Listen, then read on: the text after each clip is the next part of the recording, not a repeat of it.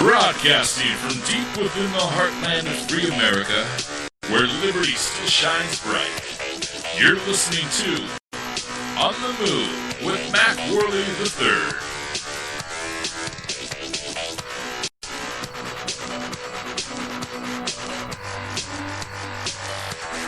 Hello, MacPack. Welcome to the program. My name is Mac Worley III. This is On the Move. This is the show that attempts to inspire you to stand up for your rights. We got a whole lot of stuff on the agenda for today.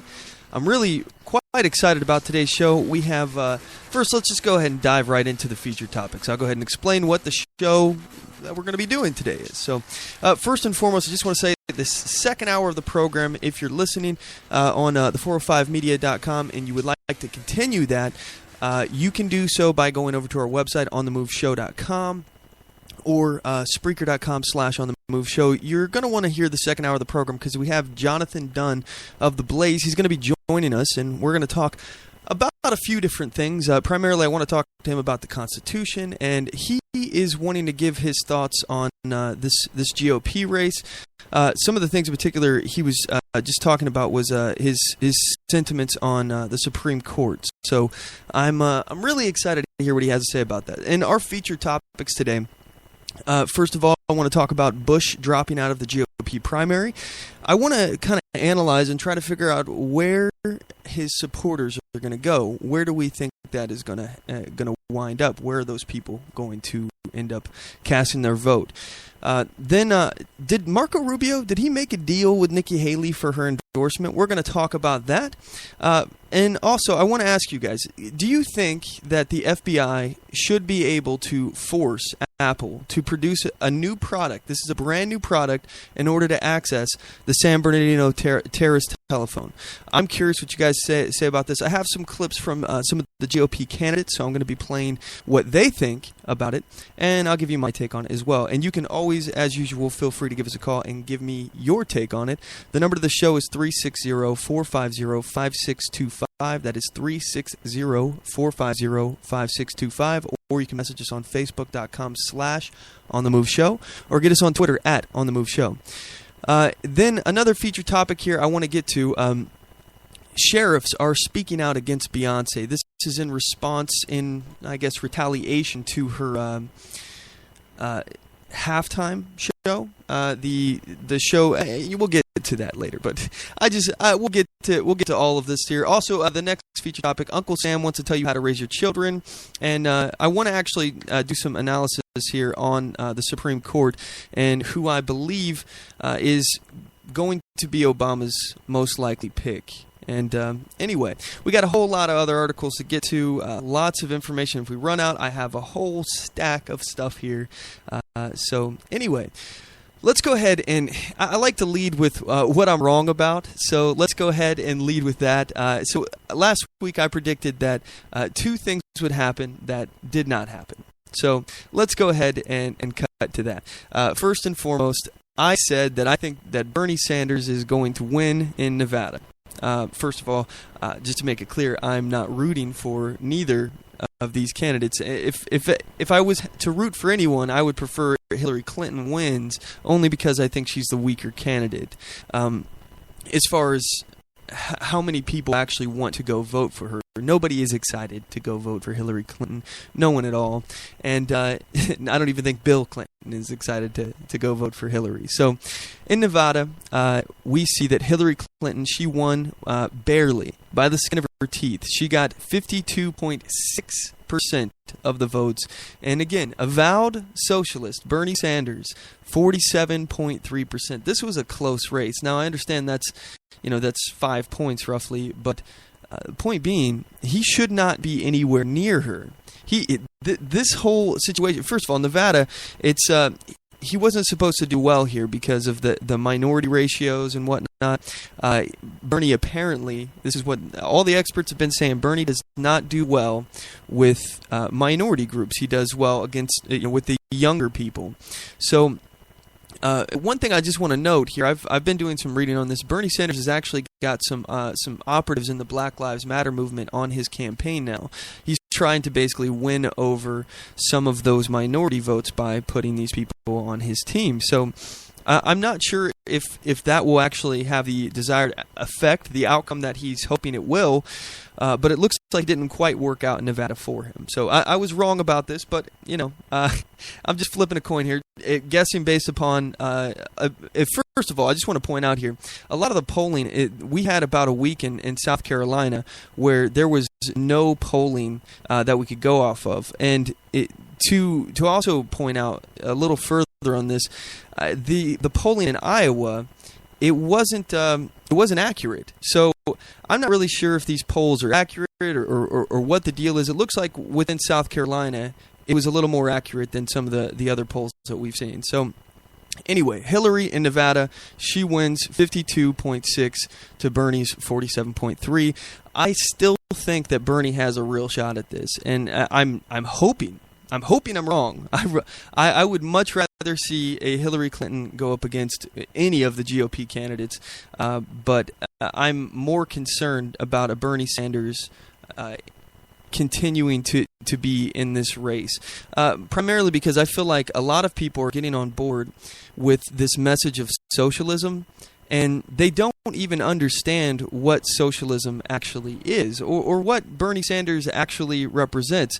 So I have a clip here. This is some Bernie Sanders supporters on the street, and they're being asked some questions about Bernie. So let's just go ahead and play the clip. Bernie Sanders says he is a democratic socialist. Do you know what that means? Now, just a FYI here, gang.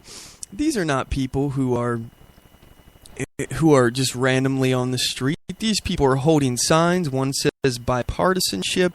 These are people holding political signs, and I believe these are actually Bernie Sanders supporters, as the interview on this clip here states. This is from the O'Reilly Factor, by the way. I think this is Waters who's doing the interviewing. You may be familiar with this segment of their program. Okay, so now these people are just staring at each other. Let's hear what they have to say. Bernie Sanders probably has my vote. My personal choice about why I'm voting for Bernie Sanders is because I believe that he represents me. You look like a Sanders supporter. Yeah. This guy looks like a vampire. Colonel Sanders. Yeah. Oh. Yeah. I am Colonel Sanders. Is Bernie your type? No. A politician? Oh, I see. We're getting acquainted. Instead of having a body of government who dictates what everybody else is doing, it gives kind of the power back to the people. That's the opposite of socialism. Is it really? And that is actually true. So socialism is extremely top-down, and it's extremely authoritarian. It is one step away from communism. So essentially, these people don't know what they're buying into. Let's see what else they have to say. You're putting me on. So you want to make the rich less rich? Sure, yeah. Equality? Damn it! Who typed a question mark on the teleprompter? Okay, so let me just reiterate this theory that I have. This is a working theory, subject to change, I suppose. But as far as I can tell, people who believe in this rhetoric from the left, the do something, do anything, it all is essentially boils down to the 3 E's. This is my working theory. I don't know if anyone else has come up with this or anything, but as far as I know, this is original. So you have people that are envious. All right, so people who just don't like to see other people do well, be successful, or more successful than them. So, yeah, you want to take down the rich. Oh, yeah, get those wealthy people. You know, they shouldn't be wealthy because America? I don't know. That this is their mind. They can't really articulate where they get these collective rights. Again, all of the rights that they possess are based upon individual rights. So how does a collective somehow go after an individual? It goes against the whole purpose of the rights to begin with. But I digress. All right, so you have the envy. That is one of them. People just don't like to see others doing well. And then you have the empathy. People who are genuine do-gooders. They want to do good. They just don't understand what they're doing. They're the kind of people that they would rather see a bad action taken than no action at all. And sometimes they don't even understand that no action at all is actually a better course of action. Most of the government programs that are designed to help people actually not only end up hurting the people that it was designed to actually create, but it hurts other people as well. So, for example, let's look at the Obamacare, or individual mandate or employer mandate. Let's just take a look at this whole thing. What was the Obamacare designed to do? It was designed to give people who can't afford health care coverage. And what it did is actually cost these people their jobs in many cases, because now, as a full-time employee, your employer is required to provide you with health care. So now what they do is they cut your hours, and now you couldn't afford your health care to begin with, and now you have to pay for it out of pocket. You can't use your employer anymore because you've just been cut to a part-time employee, and now your employer doesn't cover your health care costs. And now, in addition, if you still can't afford your health care, if you don't somehow qualify, if you're getting paid too much to qualify for a subsidy, or let's say you just don't want a subsidy and you don't have health care as a result, then they penalize you after the fact. So for not having something that you can't afford. I mean, it's unbelievable. But again, this is what these government programs do. So you have envy, you have empathy, people who want to do good, but really they end up screwing everyone else over in the process. But you also have the third E here, which is evil. People who understand what they're doing. People who get that what they're doing is not going to help anyone. And people who want to actually turn this governmental power into power for their own purposes. Those are the people to be concerned about. I think those are the Hillary Clintons out there. Now, I don't know what category Bernie Sanders falls into. I personally don't trust him, but I don't know if, I wouldn't necessarily call him a liar. So far, I haven't heard him say anything that is not outright false. But one thing I will say about power, and this is, a common term or common phrase, power corrupts, and absolute power corrupts absolutely. So although, Bernie Sanders may be an angel in every respect, which I doubt he is, but even if he was, who's to say that once he gets this power, he won't change? Who's to say that once he gets the kind of government that he wants, the democratic socialism that he wants, that he won't change? And moreover, Bernie Sanders, he's late 70s, something like that. He's not going to live forever. So it stands to reason that within a few years, someone else will be taking that office, will be taking over those power mechanisms that he's trying to create. Are we to believe that every single president that will sit in that office, every single person that will be put in charge of this power will be an angel? Well, I personally don't, but I think you're taking a risk if you do. So anyway, we're going to go ahead and cut to a commercial break. Let me go ahead and plug everything because I forgot to do this at the beginning of the show. Check us out on our website, OnTheMoveShow.com. Please follow us on Spreaker.com/OnTheMoveShow. Like us on Facebook.com/OnTheMoveShow, and follow us on Twitter @OnTheMoveShow. You can also subscribe to us on YouTube.com/OnTheMoveShow. And anyway, we'll be right back after this break, gang. When we come back, we're going to start talking about the GOP and really diving into to some of the aspects of this race and the primary and everything. So you guys don't want to go anywhere. We'll be right back. Oath Keepers is a nonpartisan association of current active duty military, reserve, guard, veterans, peace officers, and firefighters who will fulfill the oath we swore, with the support of like-minded citizens who take an oath to stand with us, to support and defend the Constitution against all enemies, foreign and domestic. So help us God. Join us at oathkeepers.org.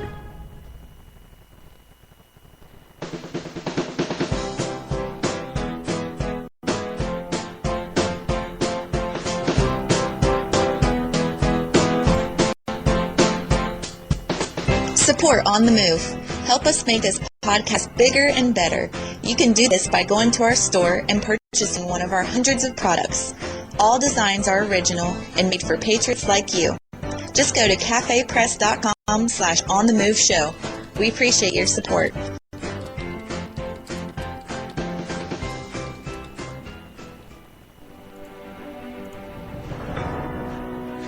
Hi, I'm Latasha Worley, and I work with candidates to creatively and effectively communicate their message to voters. I offer professional graphic design services from yard signs to flyers, from logos to vehicle magnets. Email me today at latashaworley@gmail.com. That's LATOSHA Worley@gmail.com for a quote on items for your campaign.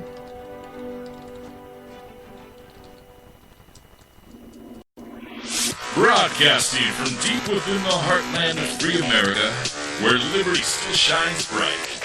You're listening to On the Move with Mac Worley III.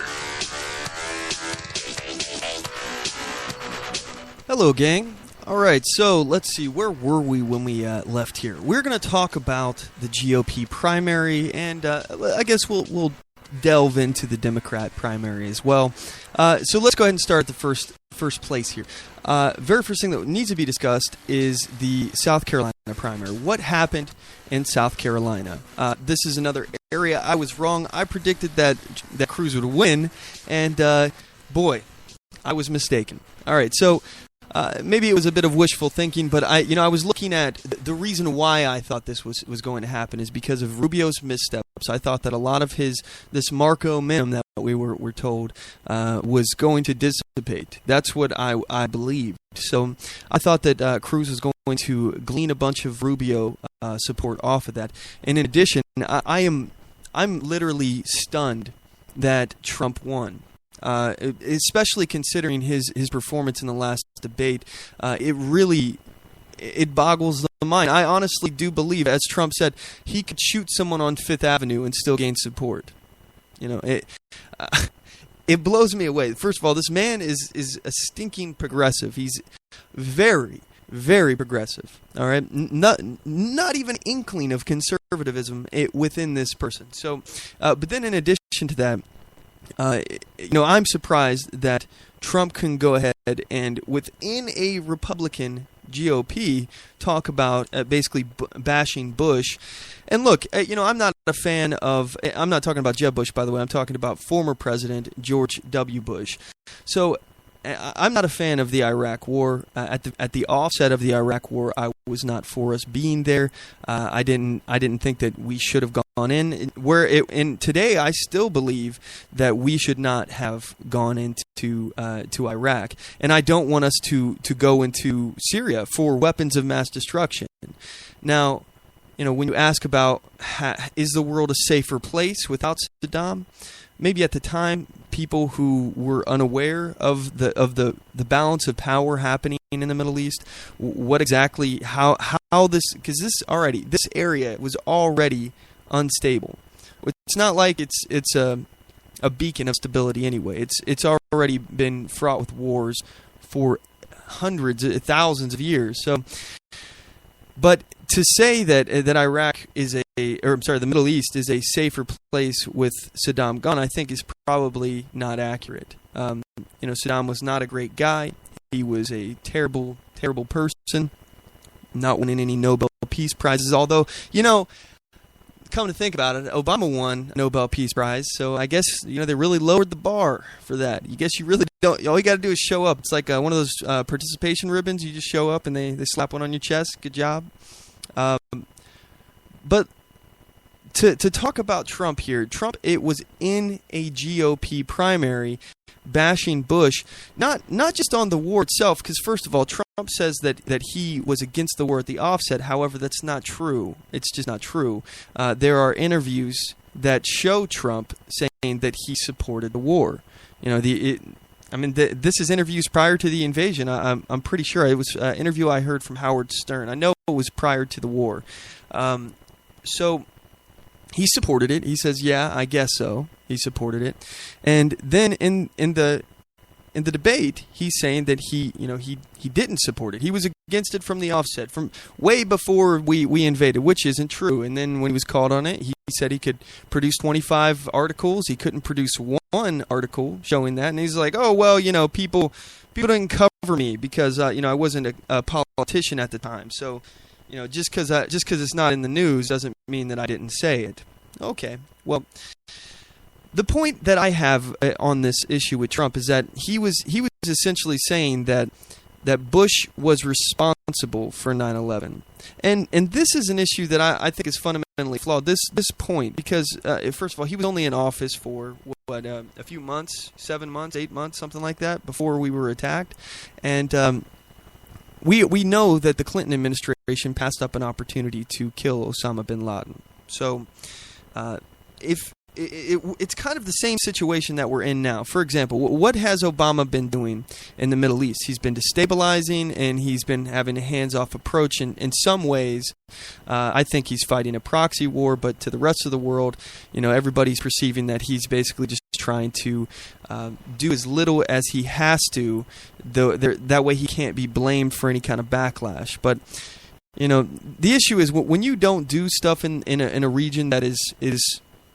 completely fraught with instability and conflict, regional conflict as well as ideological, religious conflict. When you don't do anything in that area, when you back away, when you create a power vacuum, as Obama did by withdrawing the troops. Now, granted, I wasn't for the war in Iraq to begin with. Just like I wasn't for the war in Afghanistan. Even though that's considered the good war, I don't think that the way that we beat these terrorists is to fight them in their own territory. What they want to do is to drive us into debt, and it's called the empire of or the graveyard of empires for a reason, the Middle East, and this is what they did with the Soviet Union. This is what they've done throughout history. I don't want to fight them on their terms anymore. I don't see a reason why we have to put boots on the ground. I have no problem with bombing strategic targets of opportunity, especially as we're talking about ISIS, because ISIS has moved to a more conventional means of warfare. They actually are, have headquarter buildings and things along these lines. We're not talking about an insurgency, which if we actually go into Syria, boots on the ground, we're going to be talking about insurgencies again, because we're going to whoop their butts.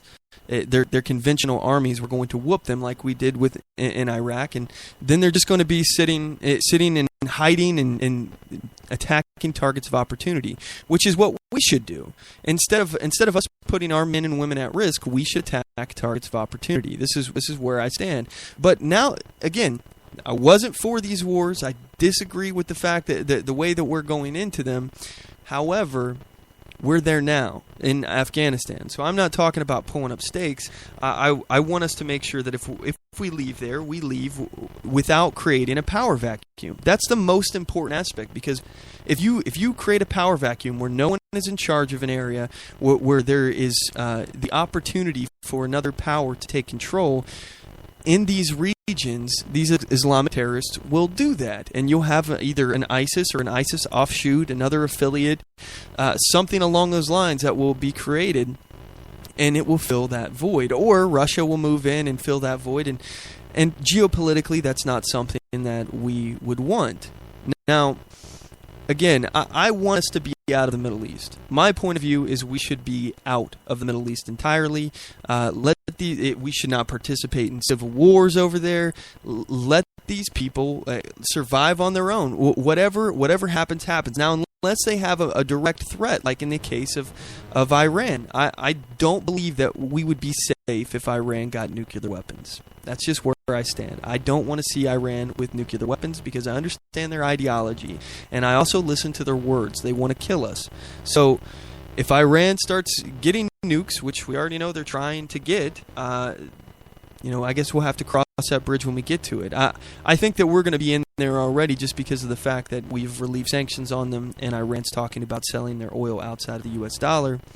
I think we're just for that sheer fact, we're going to be in Iran. We're at war with Iran. However, I was reading some articles that Iran has been buying some Russian jets, and it's not entirely certain if we'll be able to easily win in an air campaign against Iran. So I don't know what's going to happen with that, but let's pivot back here. Let's go back to Trump. Trump is he's not talking about the strategies of going in there or what we're doing. He's not bashing the action that was taken by Obama of pulling out everybody so quickly in Iraq and creating a power vacuum that essentially ISIS filled. this is how we got ISIS, is that we armed Al-Qaeda in Iraq, in Benghazi. That's what we were doing. And Al-Qaeda in Iraq, as soon as we pulled up stakes, the U.S. government, and this is Obama's decision to pull up stakes, Al-Qaeda in Iraq comes rushing in. The Iraqi army drops all of their weapons and ammo and all their vehicles. They just leave and abandon their posts.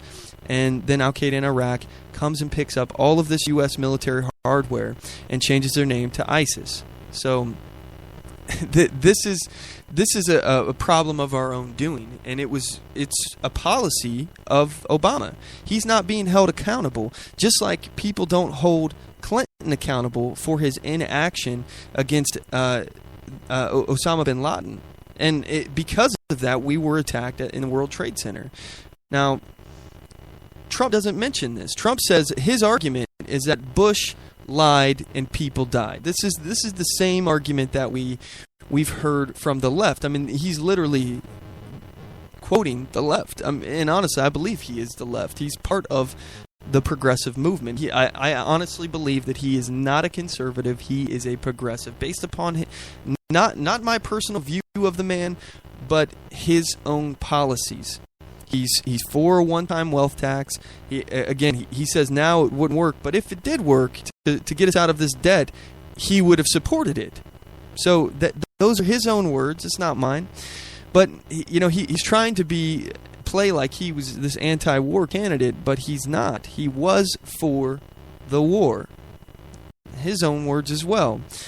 So the point being here is I'm really surprised at how well he did in South Carolina, being that he says that Bush is responsible for 9/11. Bush is responsible for all the people that died in the World Trade Center. And as he's talking, one of the things that Trump says is, excuse me, because people were booing him and things like that. He's like, excuse me, I lost hundreds of friends that day. Hundreds of friends. So he feels like he has a right to say this. Well, according to media outlets, I've been scouring the internet. People have not been able to find hundreds of friends that Trump lost, let alone a couple, let alone one friend that he lost that day. So I look at this situation as Trump grandstanding once again. This is not the first time we've seen this. Trump is grandstanding on 9/11. He was confronted with New York values, and then used 9/11 to basically, get him out of that conversation. So I'm really surprised. This is why I was blindsided, and Trump won. I could not have called this. I know a lot of people. I think it's the safe decision to say, Trump's been winning in all the polls. It's easy to say that Trump will win. But based on all the evidence, I thought Marco Rubio's momentum was going down. I figured that would go to Cruz because I look at Rubio as the candidate that people say, he's more electable than Cruz. But let's just point out here, let's look at the actual data. The election in South Carolina proves that Cruz is just as electable as Rubio. And why? Because Rubio got 22.5% of the vote. Cruz, the guy everyone says is nasty and he's a liar, and they're lying about him lying, he got 22.3% of the vote. He only was 0.2% behind Rubio, and Rubio got a major endorsement from the governor of South Carolina. We're going to cut to that in a little bit. We're going to talk about that situation. So, look, I would argue, based upon all the bad publicity Cruz has got, all the lies from Rubio and from Trump, that likely affected him, and I would imagine that's probably why the Marco was able to pull up a little bit higher. Again, 0.2% higher than Cruz. But that, I would say, that doesn't speak to his electability, Cruz's electability. I think that Rubio is just as electable as Cruz, if not less, because he's the establishment candidate. And this is clearly an anti-establishment candidate race. The one person in this race who has a proven record of standing up against the GOP establishment is Ted Cruz. So I expect to see Cruz do better. I hope that he will. I don't know. Based on mainstream media coverage, it's going to be real hard for Cruz to dig himself out of all the lies that are being piled upon him from the Trump and Rubio campaign. And I got to say, I'm just really disappointed with. I expected this from Trump, but I'm really disappointed in Rubio. He's been lying about his record consistently, over and over again, and frankly, I'm just sick of it. And at this point, I'm not even. I don't think that I could vote for Rubio if he got the nomination. I know I couldn't get it for Trump. And essentially, right now, my choice is Ted Cruz or third party. I've been looking at Gary Johnson. I like Gary Johnson. But I digress. Anyway, when we come back, we're going to continue with more of the election coverage here. And then in the beginning of the second hour, we're going to be joined by Jonathon Dunne. And I'm really excited to talk to him. We're going to talk about the Constitution and the Supreme Court. So you guys don't want to go anywhere. We'll be right back. I do solemnly swear that I will support and defend the Constitution of the United States of America against all enemies, foreign and domestic, and that I will bear true faith and allegiance to the same, and that I take this obligation freely without any mental reservation or purpose of evasion, pledging my life, my fortune, and my sacred honor. So help me God. Join us at oathkeepers.org.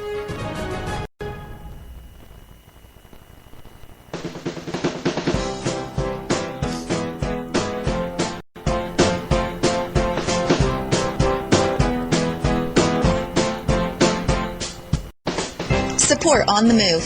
Help us make this podcast bigger and better. You can do this by going to our store and purchasing one of our hundreds of products. All designs are original and made for patriots like you. Just go to cafepress.com/OnTheMoveShow. We appreciate your support.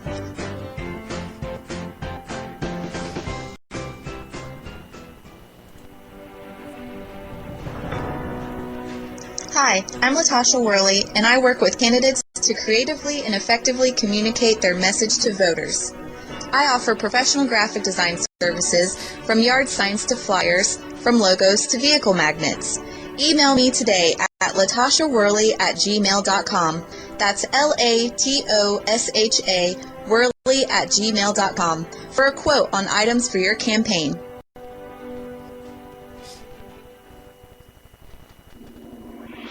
Broadcasting from deep within the heartland of free America, where liberty still shines bright. You're listening to On the Move with Mac Worley III. Hello. All right, so we're talking about the GOP primary, and I guess the very first thing that we need to do here, let's cover the results of South Carolina completely. We've already covered Trump won first place with 32.5% of the votes. He received 50 delegates, according to, let's see, this is Google, just within a Google search here. And Rubio got 22.5, Cruz 22.3, Bush 7.8%, Kasich 7.6%, and Carson 7.2%. So with that, I have to talk about the candidate that just dropped out of the race. Bush has suspended his campaign, and here's a clip of him talking about it, and he's kind of choked up. Proud of the campaign that we've run to unify our country and to advocate conservative solutions that would give more Americans the opportunity to rise up and reach their God-given potential. But the people of Iowa and New Hampshire and South Carolina have spoken, and I really respect their decision. So tonight, I am suspending my campaign. Yeah. Thank you.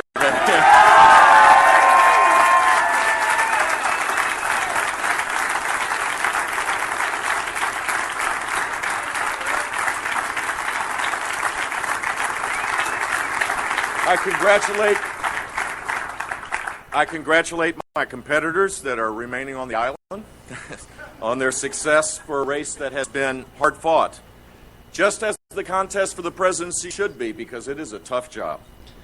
So he is extremely choked up. You can see it in his face. He's definitely upset, and I think this probably came as a shock to him that he didn't win. I think he thought that he was the clear choice here. And one question here remains is, first of all, who are his voters going to vote for? Because we're talking 7.8% 8%. He came in fourth place, 7.8%. I'm a little bit shocked, first of all, that he dropped out at this point. I expected he was going to drop out, but I expected it to be after Florida. I thought that he was going to hang on until that's his home state. I expected him to wait until that primary to show, oh, look, I'm a valid candidate. And I don't know why he dropped out at this point. He certainly had money. Bush had the bankroll, so I don't know if maybe some of his donors were like, hey, you know what, we want to pull back some of our donations here because it doesn't look like you have a real shot. But I think Bush thought that he was the heir apparent. But let's ask here, who are his voters going to shift their vote to? Are they just going to not go to the polls? I mean, that's possible. But according to the New York Times, and this is, I would disagree with this one, but essentially this New York Times titled, "Where Will Bush Voters Go?" It says, Jeb Bush is leaving out, leaving everyone wondering where supporters might vote for. Instead, ideologically, Mr. Bush's voters fall in between supporters of John Kasich, who's going to be out in a little bit, and Marco Rubio, who leads the shrinking group of so-called establishment candidates.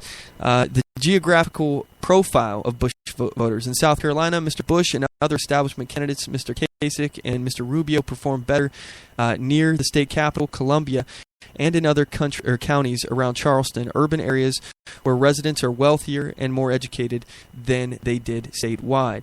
The outside candidates, Ted Cruz, Donald J. Trump, and Ben Carson, found their strongest support in other areas. Mr. Carson, for example, performed better in upstate counties that have more evangelical Christians. Which candidates' supporters are most like Bush? Most of the voters supporting Mr. Bush in South Carolina identified as somewhat conservative and were were more moderate than the supporters of any other candidate except Mr. Kasich. Mr. Bush had the highest share of supporters who said terrorism was the most important issue to them. Like Mr. Rubio and Mr. Kasich's supporters, only a small share listed immigration as the most important issue. Mr. Bush's supporters were older than any other candidate's supporters. Mr. Trump's voters were the second oldest. Voters for Mr. Bush had similar education profile to voters for Mr. Rubio and Mr. Carson. All right, so essentially what they're saying is that the candidate who is going to probably get this, they said it's somewhere between ideologically Kasich and Rubio. And the obvious situation in there, if you're choosing between that, Kasich is going to be dropping out, and then you would be moving your voters to Rubio. I don't know about that. I don't know if that shift will happen, and here's why. Rubio and Bush have been in a little war against each other. And Bush and Trump have been in a war against each other. These two candidates hate each other, Bush and Trump. So I'm positive that the vast bulk of Bush votes aren't going to Trump. For sure, they're not going to Trump. And I question whether or not they'd be going to Rubio. So I don't know. I mean, I understand ideologically they may not be interested in Cruz, but out of the candidates you got here, they're not going to go to Kasich because Kasich is a joke and he's going to drop within. Once this thing really starts speeding up, you're going to see that he's not a real option. I believe at this point he's in the race to try to convince people to get him as a VP candidate. I think that's what he's running as at this point, is a VP candidate. And Ohio being a swing state, he thinks he can pull Ohio, and maybe people would look at that. But I guess it will depend on how well he does in the primary in Ohio. If he doesn't do well, that's going to say a lot. But looking at Carson, all right, are the Bush voters going to go to Carson? They say ideologically, he's. Well, actually, let's go back to that article and see what they said about Carson again here. Let's see. The voters for Mr. Bush had a similar education profile to voters for Mr. Carson and Mr. Rubio. So, his education profiles, you think that's going to be a real big determinant on how you vote? Do you think that everybody that has the similar education votes the same way that you do? I don't. And that's really the only point here that's made in regards to Carson. So I think that Carson is probably going to be getting out pretty soon. Honestly, I don't think Carson has very much longer. He was in last place in this South Carolina primary. I believe that he's probably getting out. I think ideologically, his voters are a lot closer to Cruz than anyone else. And the thing I do have an issue with here, and I'm not sure, I'm concerned about Carson voters, how this is going to split, because Trump has been cozying up to Carson and basically pretending to care about Carson and pretending that this so-called lie, again, we covered it before, CNN misreported that Carson was dropping out of the race. They essentially said that Carson is dropping out of the race. And Ted Cruz, not himself, but his campaign, talked about the report from CNN, the false report from CNN. And anyway, Trump has been calling Cruz nasty because his campaign reported on this report from CNN. And anyway, so I think that maybe some Carson voters who are not very close to this information, who don't really know what's going on, and they just hear, a headline, maybe one clip from Trump saying that Cruz is a nasty guy that tried to steal Carson voters. Again, we haven't seen one person come out in the media saying that they were convinced to vote for Cruz in the caucus instead of Carson because of this. There's not one person. So you would think that with everybody teaming up and ganging up against Cruz, you'd think that they would have somebody that would come forward with this. Not one. But the average Carson voter may not be too close or familiar with this issue, and they may actually believe this nonsense coming from Trump, and they may see Trump as supportive of Carson. And I think Carson's voters are going to be split between Cruz and Trump. I don't understand how you can vote for Trump if you are Carson voters. Ideologically, I don't get that comparison. I think Carson's ideology is a whole lot closer to Cruz. So if they are sticking to their ideology, I think he's going to come off a lot better than Trump will in that split. But Bush, I don't know. I don't know where this is going to go. I have a really hard time believing that any Bush votes are going to go to Trump. And also, because of the little war that's been going on between Rubio and Bush, I have a hard time believing that those votes will go to Rubio. So I think Cruz is going to be made better off by this as well. As far as Kasich, when Kasich drops out, I mean, your guess is as good as mine. Kasich himself has been identifying himself as a Democrat. So let's imagine a race here, a three-way race with Rubio, Cruz, and Trump. And Carson's voters are split between Trump and Cruz. Bush's voters are split between Cruz and Rubio. And Kasich's voters, where are they going to go? I think they're more likely to go between Rubio and Trump, unfortunately. Because Kasich, he himself identifies as a Democrat. He said he thinks that a lot of Democrats like him, and that he would do well in a Democrat primary. I think is the article I remember not too long ago. So again, he calls himself a moderate. Really, what it is a progressive. And if you're going to vote, for Kasich, it's not that far off from Trump ideologically. Now, as far as the way he runs his campaign, it may put a lot of people off because people who are voting Kasich like his positive messaging, and he's not going to do attack ads, which, I guess if you're actually an informed voter, you would see that Cruz is also having that tactic of trying to not run attack ads. He only attacks on the record, not on personality, things along those lines. He's only first of all, Trump is threatening to sue Cruz for playing an advertisement, which is essentially an attack ad. But the attack ad plays words. It's like 90% of it is just Trump's words. It's all coming from Trump. So, it's important to know where this guy stands. And Trump himself has said that he's perfectly capable of switching to whatever viewpoint he needs. So I honestly believe that he is Donald Trump. I think he is a Democrat plant. I think he's helping the Clinton administration. I know this sounds ridiculous, but I think he's a spoiler. I think he's helping the Clinton administration get elected. And I know that he's not going to win in the general. Too many people, even within his own party, myself included, will not vote for him. So it's just a matter of time if he actually goes up against Clinton or Bernie for that matter. I think any candidate would beat him in a general on the Democrat side.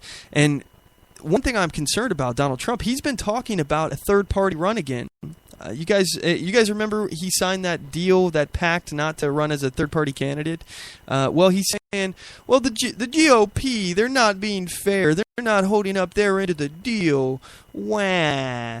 They've been packing these debates full of donors from Jeb Bush, and it's just not fair. I got all these establishment candidates, people in the audience, and they boo me, and it really hurt my feelings.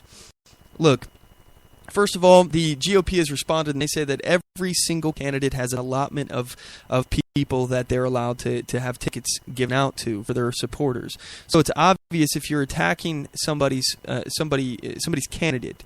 If your guy that you like is Jeb Bush, and you hear Donald Trump saying that his brother is responsible for 9/11, obviously that's going to inspire an emotional reaction. That's why he got booed.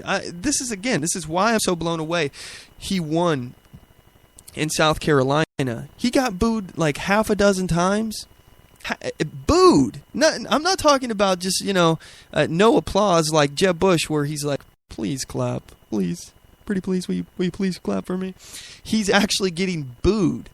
And you can see how angry he is, and he's complaining that because of all the booing that he got, it's not because of what he said. Not because of that. It's because of these debates are packed with Jeb Bush supporters, which is laughable.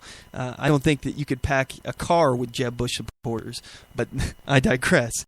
Anyway, let's see here. We got some other articles here I want to get to. So let's actually talk here about this endorsement. And I think this really did make an impact and maybe we're talking 0.3% is what Marco Rubio won in South Carolina. So let's see here. 0.2%. All right, so Marco Rubio got 22.5, Cruz got 22.3, so 0.2% he won by. I would argue that this endorsement probably put him over the edge there from Nikki Haley. Let's go ahead, and this is Governor of South Carolina, Nikki Haley, and Marco Rubio talking right before the primary on Fox News with Megyn Kelly. And they're actually talking about this endorsement. So I'll go ahead and play the clip. Breaking tonight, some 24 hours after Marco Rubio scored the biggest political endorsement in South Carolina in Governor Nikki Haley, he was pushed off the front page by Trump's fight with the Pope. Senator Rubio is a devout Catholic. We're going to get to that in a moment here. So what does he think of the dust-up?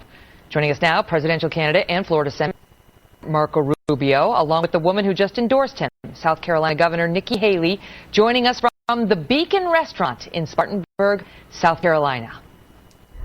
Great to see you both. All right, so Senator Rubio, let me start with you because before we get to the endorsement matter and ask you about Pope Francis's comments. You're a Catholic, and the Pope coming out today and saying that he does not believe that a person who thinks only about building walls and not bridges is a Christian. Your thoughts? Well, first, this Pope wasn't speaking about a theological matter. He was speaking about a political matter. He has a right to speak out on that. I think it kind of oversimplifies the issue. I disagreed with a lot of the things Donald Trump has said, but I do think America has a right to secure its border. And by the way, I think it's important to remember we're the most generous country in the world when it comes to immigration. We admit 1 million people a year permanently, legally, to this country. Mexico doesn't do that. Other countries don't do that. So, I understand the Pope's, he's a spiritual leader. He's the leader of the flock in terms of bringing people to the Lord. But on this issue, I would just say that while America certainly has been a country welcoming to immigrants, it also has to be a country that secures its border. You gave Senator Rubio your endorsement yesterday, and now all the headlines have been, what a dream ticket this would be for the Republican Party. Diversity in gender, in ethnicity, in religion. And people believe that you guys are partnering maybe more in just an endorsement, maybe possibly in a ticket. You see it that way? Not at all. I've said that my plate is full. I'm not only a mom, I've got a daughter that's going off to college next year, a son that's in middle school. I've got a state that I love. We haven't finished doing all the work we want to finish here, so I'm totally content and happy in South Carolina. What I do want to see is America get a great president, and I know that we can do that with Marco Rubio. Now, I mentioned Senator Cruz a moment ago, and he's been in the news with respect to you today. The two of you having a dust-up over a website that he has posted that shows All right, we'll get into that actually in a moment here. So let's talk about this. I actually think that Nikki Haley, I know she's saying that, oh, I'm so busy. I am so busy in South Carolina.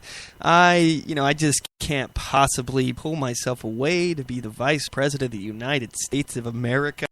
No, not interested. I'm a reluctant politician. I've got too much work to do, too much on my plate right now. I think she's lying. I'm sorry. I'm going to call her out on that.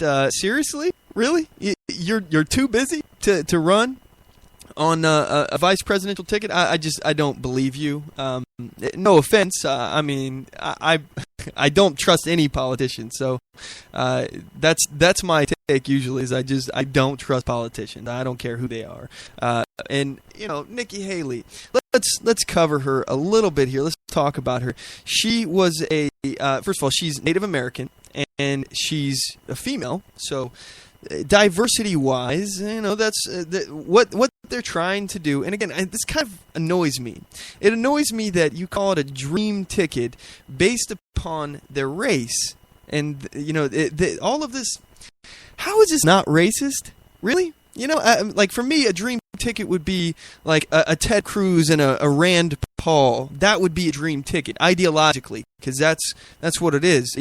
For me, that those are two people that are ideologically consistent with each other, and I think that would be that to me would be a dream ticket. Now, what other people say is a dream ticket is that you have to cover the broad spectrum of people. You got to get that's why Ronald Reagan had the establishment, George Bush. That this is why they pick the candidates that they pick. And now, we were speculating if Joe Biden ever got into the Democrat race. He was talking about or actually he wasn't talking about it. It was speculated, and I speculated on it, that he would be having a VP candidate of Elizabeth Warren. So that would cover a little bit of a spectrum as well. This is the kind of thing that they try to do when picking your VP candidate. You're not getting somebody who's ideologically the same as you. You're trying to cover another spectrum, which is I think it's inherently necessary in these kind of races, obviously. But I hate the fact that we have to rely on that. So as far as they mentioned the religion of Nikki Haley, and I'm curious here what her religion is. I think she's Christian. I'm not really sure here. I'm trying to find it right now. I'm going to look it up on the break, and I'll get back to that. But again, you got Marco Rubio, Hispanic, Catholic, and then we got Nikki Haley, female governor. She was also, I believe, the youngest governor at the time. I think 44 or something like that. And let's see. Obviously, she's Native American, so she'd be the first Native American vice president if that's the case. We'll see if this is BS down the line. If they're actually going to, if Rubio wins the nomination and suddenly there's a ticket with Nikki Haley on it, then we'll know. Oh, okay, it was just a bunch of bull. But let's actually get into this controversy here between Cruz and Rubio. What are they talking about? And it's about this Photoshop picture. If you haven't seen it, I would recommend checking it out. It is clearly a Photoshop picture, and I'm not sure what it's about as far as why Cruz why Cruz would have put this out. But we have from Fox News, we have a Cruz camp person, one of their people, responding to Rubio's Photoshop criticisms. And anyway, I'll just go ahead and play the clip. Here it is. While accusations of more dirty tricks by the Ted Cruz campaign, Marco Rubio says that the Cruz campaign released a photoshopped picture of the Florida senator shaking hands with President Obama. Here it is. This is the one that they're talking about on the left-hand side of your screen, a picture of Rubio and Obama next to what... Okay, it's clearly taken from a stock photo, and they've superimposed Marco Rubio's head and Obama's head on these bodies. And I can see just by looking at Marco Rubio's head there, it looks superimposed. So I don't know. First of all, I don't know if this is actually true that it came out of the Cruz campaign. Again, I don't know if this is if this is something that they actually did. Some of the stuff, like Trump was blaming Cruz for a website or a Facebook page that was claiming that that Trump was dropping out and that they should vote for Cruz. Again, there's no evidence. The only evidence is that the page exists. One point I'll just make here is that if you guys go to jebbush.com, let me actually see if this is still the case. jebbush.com. Oh, now it's gone. Of course, Jeb Bush gone. Okay, well, Donald Trump, before Jeb Bush had dropped out of the race, he bought jebbush.com. He actually owned it. Maybe it's Jeb Bush 2016. Let me see that one. jebbush2016.com. I don't think this is the case.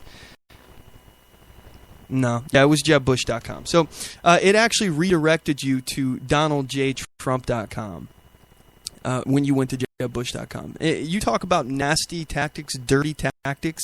That's dirty. That's nasty. And this is the kind of ball that Donald J. Trump plays. Now, look, this is a Photoshop picture. The point is he's talking about the Rubio-Obama trade pact, and it's efforts that Rubio has done to work with Obama on trade. It doesn't matter. The photo doesn't really matter. It's a visual aid to what they're talking about.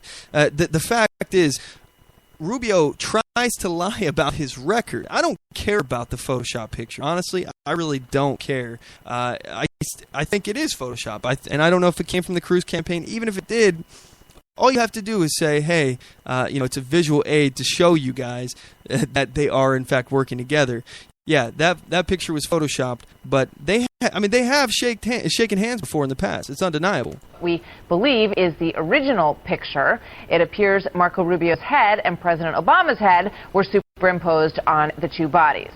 Rubio telling Megyn Kelly last night that he is not surprised by this tactic.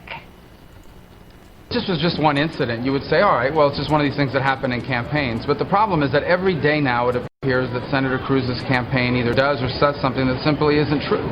So this is part of a pattern. It began in Iowa when Ben Carson and the robocall saying he had dropped out of the race. It continued last week when he wasn't telling the truth about my record regarding Planned Parenthood, and so National Right to Life had to come out and call him out on it. It's just an ongoing pattern. And so, look, the important thing is that voters need to know that there's a campaign that's willing to say things, actually make things up. So Ted Cruz's campaign spokesman, Rick Tyler, joins us now to respond to that. Martha. Good morning, Rick. Good to see you this morning. Thanks for being here. Good to see you. How do you respond to that, and why run this Photoshop picture? Well, first of all, Marco Rubio's been lying. Oh, hold on one second, gang. I just got a tweet from Mark. And Mark, thank you, by the way, for this tweet. I just found this out. Anyway, so I misspoke. I said Nikki Haley was a Native American. Nikki is actually a Indian from India. Her family is Indian. And it's funny because right when I Googled this, he was telling me this. And her religion is Sikh. That's S-I-K-H. It's an Indian religion. So just thought I'd correct that. I appreciate that, Mark. Thanks so much. Let's go ahead and with the clip. About his record. He supported in-state tuition for illegal aliens in Florida. He supported cap and trade as Speaker of the House in Florida. He was the chief sponsor of Gang of Eight, supporting legalization and citizenship for illegal aliens, and still supports that. Only yesterday he reversed his position on DACA, which says now that he would rescind Obama's illegal executive action on illegal immigrants. These are the things that we do see in these ads, which are clear. Everybody has seen them.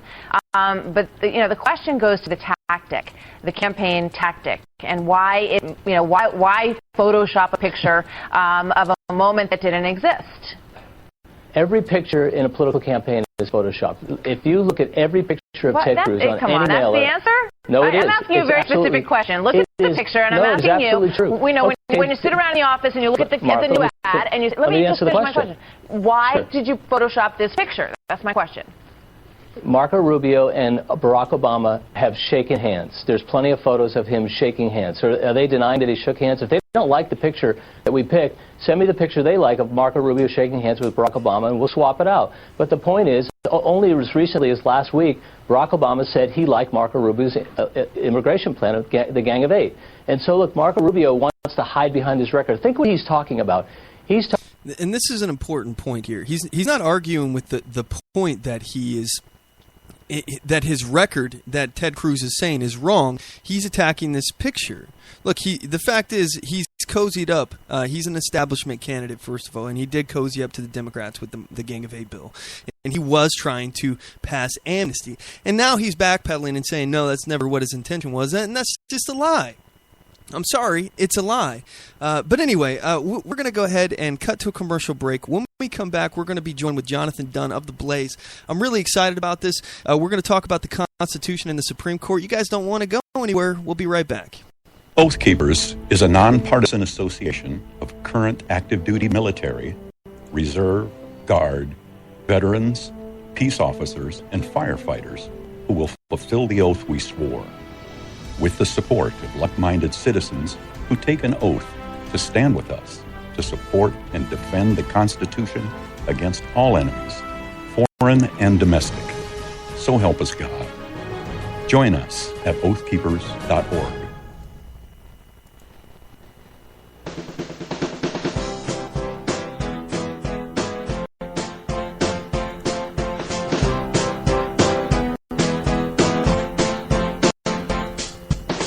Support On The Move. Help us make this podcast bigger and better. You can do this by going to our store and purchasing one of our hundreds of products. All designs are original and made for patriots like you. Just go to cafepress.com/OnTheMoveShow. We appreciate your support.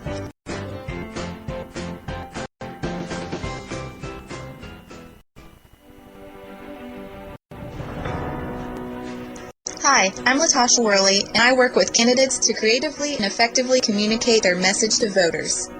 I offer professional graphic design services, from yard signs to flyers, from logos to vehicle magnets. Email me today at latashaworley@gmail.com. That's LATOSHA Worley@gmail.com for a quote on items for your campaign.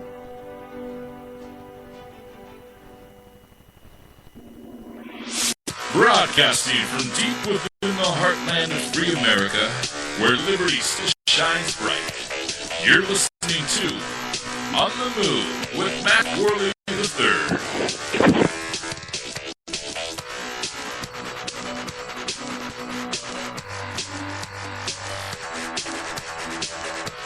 All right, gang, we're back. I appreciate you all sticking with us.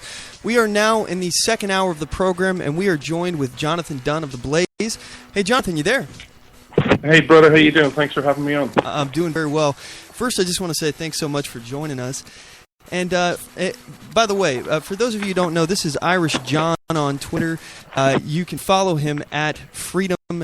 What's his Freedom Discipline or Disciple? Freedom Disciple. There we go. On Twitter. And first of all, John, like I said, thanks for joining us. Would you just give my listeners a little bit of background about who you are and what you do? Sure. So I'm Irish, and I fell in love with your country 20 plus years ago. Some of my older Irish family moved there, went for the American dream and achieved it, and I've wanted to follow in their footsteps. And but it's hard. It's not a simple process. So while I'm waiting, I'm speaking out for your values, speaking out for your Constitution. We live in critical times, and America plays a big role in that. And I'm not sitting on the sidelines. I want to speak out and do everything I can to help, because times are tough. Yes, sir. Yeah, no, I understand it. And by the way, from what I understand, I'm reading your bio here on The Blaze. You waited nearly 10 years for a green card. Has that actually happened yet, or are you still in the process of waiting? No, I'm still waiting. I'm still waiting. God willing, I'll be there sooner rather than later. Think some things are in the works, but I've waited now 12 plus years. Yes, so it's not an easy process. Wow, that's crazy. So let me get your take on the immigration system. How do you think things ought to be as far as with immigration? I know I have my opinion, but I'm curious. What is yours? Well, the first thing is I'm watching a lot lot of talk and people putting out their plans, and this is how, because it's obviously 2016 and people are talking about wanting to get to the White House. The toughest plan out there, quite simply, is the rules that are on the books. That's the problem.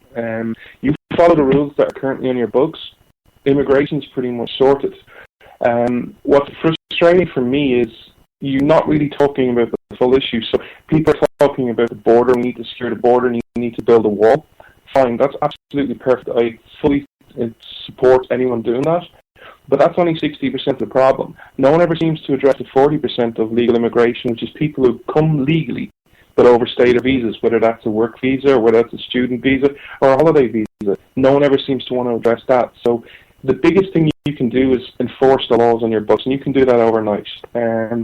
There just doesn't seem to be the political will, because you have two sides in the political process, one on the left who wants votes, and you've got the folks on the right who want cheap labor because they have sold out to the Chamber of Commerce. And until you get the political will to fix this issue and actually follow the laws in your books, you won't fix it. So, I would like to actually make a point here on the visa issue. I would actually argue that a physical barrier is actually a lot less than 60%. I look at that as the wall to be a tertiary issue when we're talking about immigration, because let me just ask you, John, do you think that if your life was going to be better on the other side of a physical barrier, a mountain, a wall, a fence, whatever it is, do you think that a wall would prevent you or somebody who has access to a cartel smuggling network from getting across that wall, that physical barrier? Would that prevent you? It would prevent me because I've got principles. I don't live a life of luxury here in Ireland. I live in utopia. I want to live a better life. That's why I want to go to America. Mm-hmm. But the ball will be with Border Patrol and other technology, which you can do. Mm-hmm. But no, it's not going to stop you. The sad thing is, you look at the history of the world. If you want to believe in, if you're a Christian like me, you believe the world is 6,000-7,000 years old, or if you believe it's 1 million years old, ever how long you want to go back in history, there's always been folks who'll break the law. There'll always be folks who want to, take a shortcut. That's just the way it is. But what we can do as a people is put up barriers to prevent as many people as possible. But the one thing I will say, which always annoys me, and this is an outsider's point of view, mm-hmm. I hear the way politicians speak about illegal immigrants. You can't say illegal immigrants, you can't say illegal aliens. Mm-hmm. They're dreaming. What annoys me is every person who's there illegally who has a job is taking a job from an American. You have pretty high unemployment. I don't buy this 4% number that's going around at the minute. It's more like 10, 12%. You have people on the street, you have homeless. A big sore point for me is always the vets. I always will speak out for your vets because I think for your history, they've been treated appallingly. I look at the way you're treating your vets right now, and I see you have illegals been treated better than citizens and vets. That annoys me, and I'm not a citizen. If I'm annoyed, the American people should be 10 times much more angrier. Mm-hmm. And regarding the visa programs that we were talking about, one point I just want to point out is that the 9/11 hijackers, we always talk about security with the border and whatnot. If we're trying to protect our country from terrorism, the 9/11 hijackers, most of them were here on visas that were overstayed or that were currently on visas. So it's important to note that the visa program, as you were talking about, it's a big deal as far as for security. If we're just letting people in here temporarily on visas and we don't have any kind of system to get them back out, it's dangerous. But more importantly, I think it's insulting to the people like you who are trying to come here legally and the people who have come here legally. It upsets me that we have a process. You've been waiting for 12 years now. This should not take very long. Essentially, the way I look at the immigration process, I think that we should determine, one, are you going to take a job away from American, or are you going to create a job or fill a job that Americans aren't? We don't have enough people in that sector, so we need to bring somebody else in. If we do that, and we determine that you're going to either fill a job that we need filled or create a job, be an entrepreneur or something along those lines, great. And then we do a background check and determine that you're not a threat.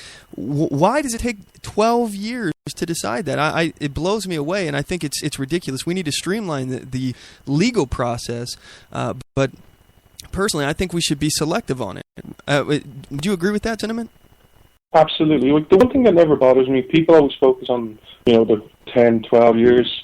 That never really bothered me because I'm not entitled to be a citizen. I'm not entitled to anything from America. If America turns around tomorrow and says, you know what, John, we just don't want you, for whatever reason that is, I'd actually respect that. The thing that gets me the most is that you have a process that is incredibly hard, incredibly time-consuming, especially frustrating for someone like me who wants to get over there and serve your country.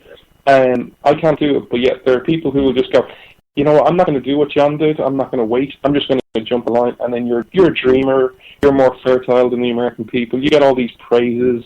You get even the tens, the State of the Union, just because you're an illegal. That's what really bothers me, because there's 4.5 million people like me wanting to do things the right way. That's a number put out, and it's pretty much been verified by people like Heritage. So it's not like there's a couple. There's 4.5 million people like me wanting to do things the right way.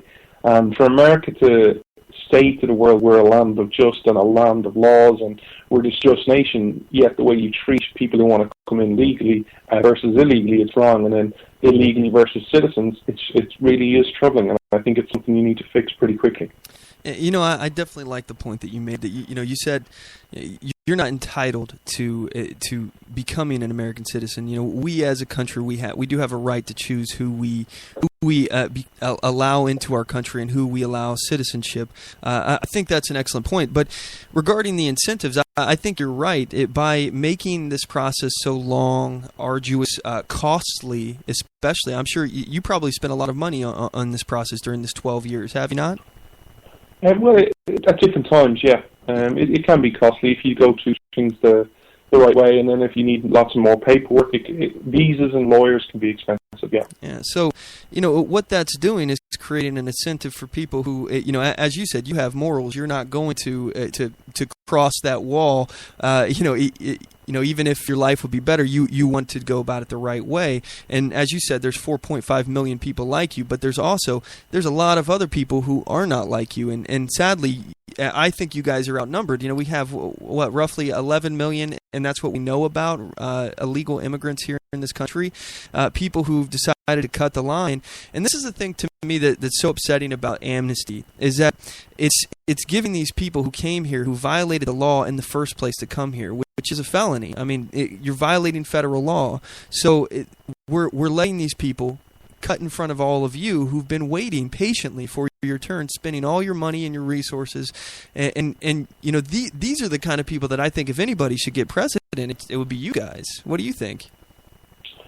I love, just on a legal point of view, that I very rarely hear them discussed in any of the media today. I love these people who go, I don't believe in amnesty, but I think, illegals should be sent home and then get right to come back, or they should be able to do this, or they can't get legal status. You hear all the candidates with all this stuff.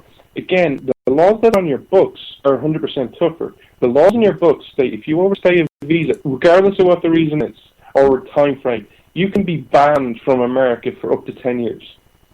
When you hear a candidate say that, that's the laws in the books.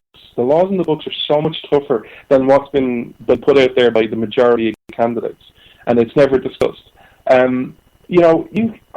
don't like giving my opinion on that question for one reason. It's not my job to say. It's the American people's job to say. It's up to you as a people to come together and say, hey, look, you know what, these 11 million people, you can't deport them, you can deport them, or we'll deport some of them. That's for you people to decide. I would love to see you get back to your rule of law. I don't believe any amnesty is needed or any new laws are passed. You enforce the laws that are in the books. You have the toughest immigration platform that you need. And I think a lot of that is a political will. It just seems like more and more the left, especially here, is telling us that we essentially don't have a right to choose who comes into the country, and we don't have a right to enforce our laws. That's why they push issues like sanctuary cities and whatnot, where they openly defy federal law regarding this. And again, we talk about the Constitution. The Constitution gave the federal government, this is one of their most important jobs, and this isn't one that they've expanded to. This falls within the purview of defending the country. In allowing access, deciding who comes into the country. I think it was Ben Franklin that said those who or a country that can't secure its border can't secure its destiny, and I agree with that. For me, I think that a physical barrier is a secondary or tertiary issue. It's not as important to the incentives behind it, and what we do to make sure that people who are here illegally don't have incentives to come here. For example, giving them benefits from the state, taxpayer funding, things along those lines, promising them amnesty or citizenship or a pathway to citizenship, legal status, something along those lines. These are all incentives that are created that allow people to come here, and essentially they hope that they're going to get something in return for it. So let's actually. But just on one other point there, because you said about the left, I also am very troubled by folks on the right. Okay. With this issue. I get sick when I hear, and I'll just throw out one name, but there are many people like Chris Christie, who dare lecture the American people on, you need NSA to spy on the people, we need to keep our country safe. He's just pulled out of the race. Many times he says, well, I was Attorney General and I was appointed on September 10th, the day before September 11th, and I'm so tough on terrorism. And when it comes to the border, he's, a munchkin. So the folks on the right are just as bad. If you want to make an argument about protecting your country, and you're for NSA spying, which is unconstitutional, and yet you're very weak on the border, that tells you something about their type of character, and it's something that you all need to question.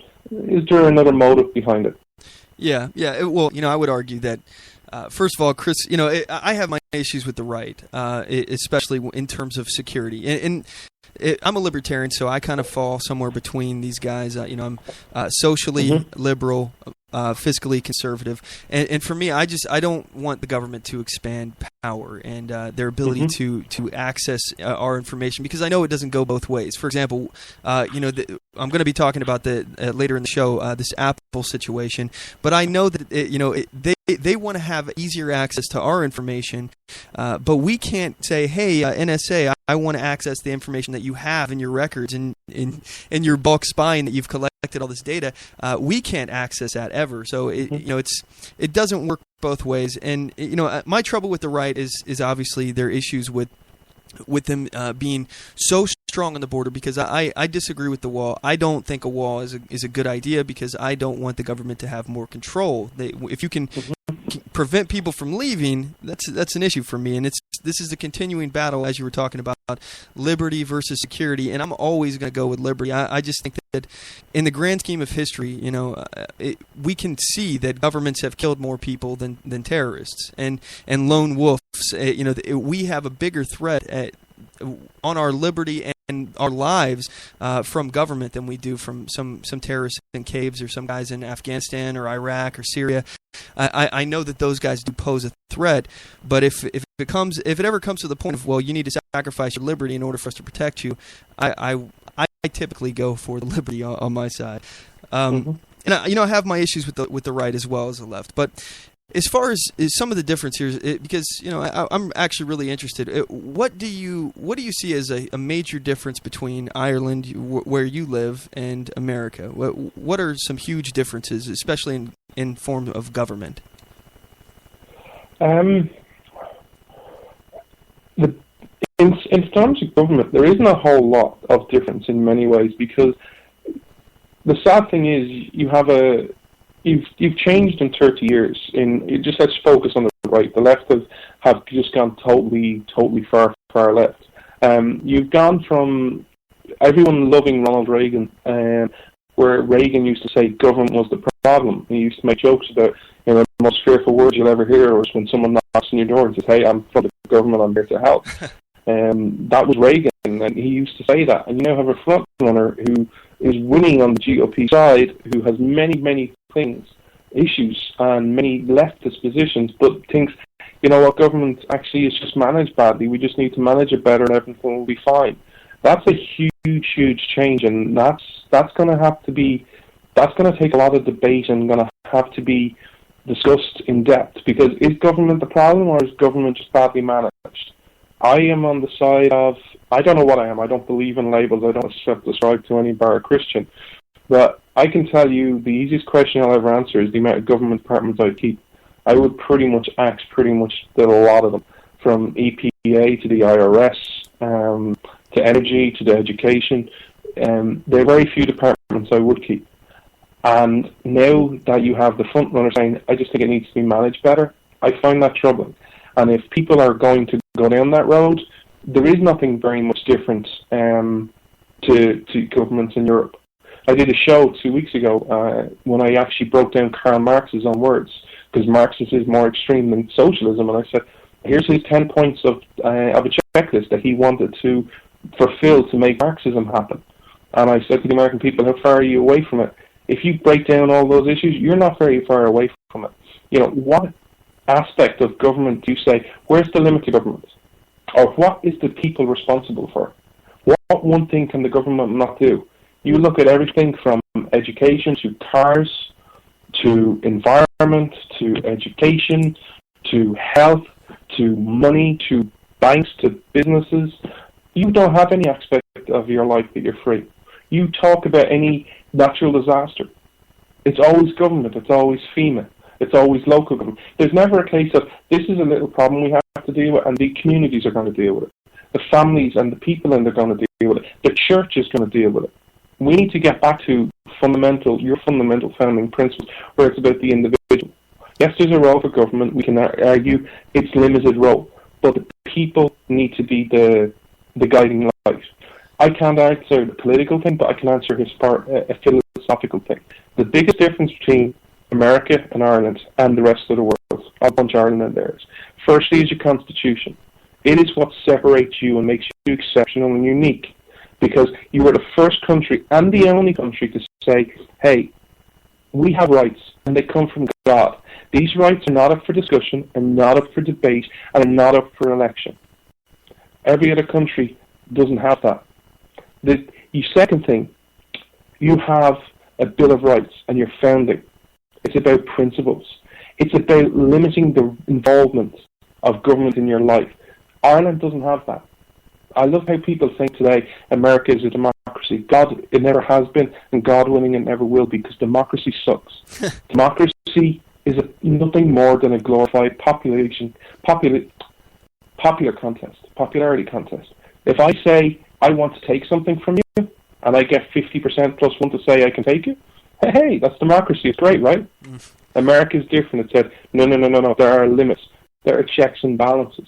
And then it goes on to your constitution, the way you used to operate, where you had every 2 years, every 4 years, and every 6 years election, with the people vote for the president, then you had states involved. That setup of government in the republic style worked.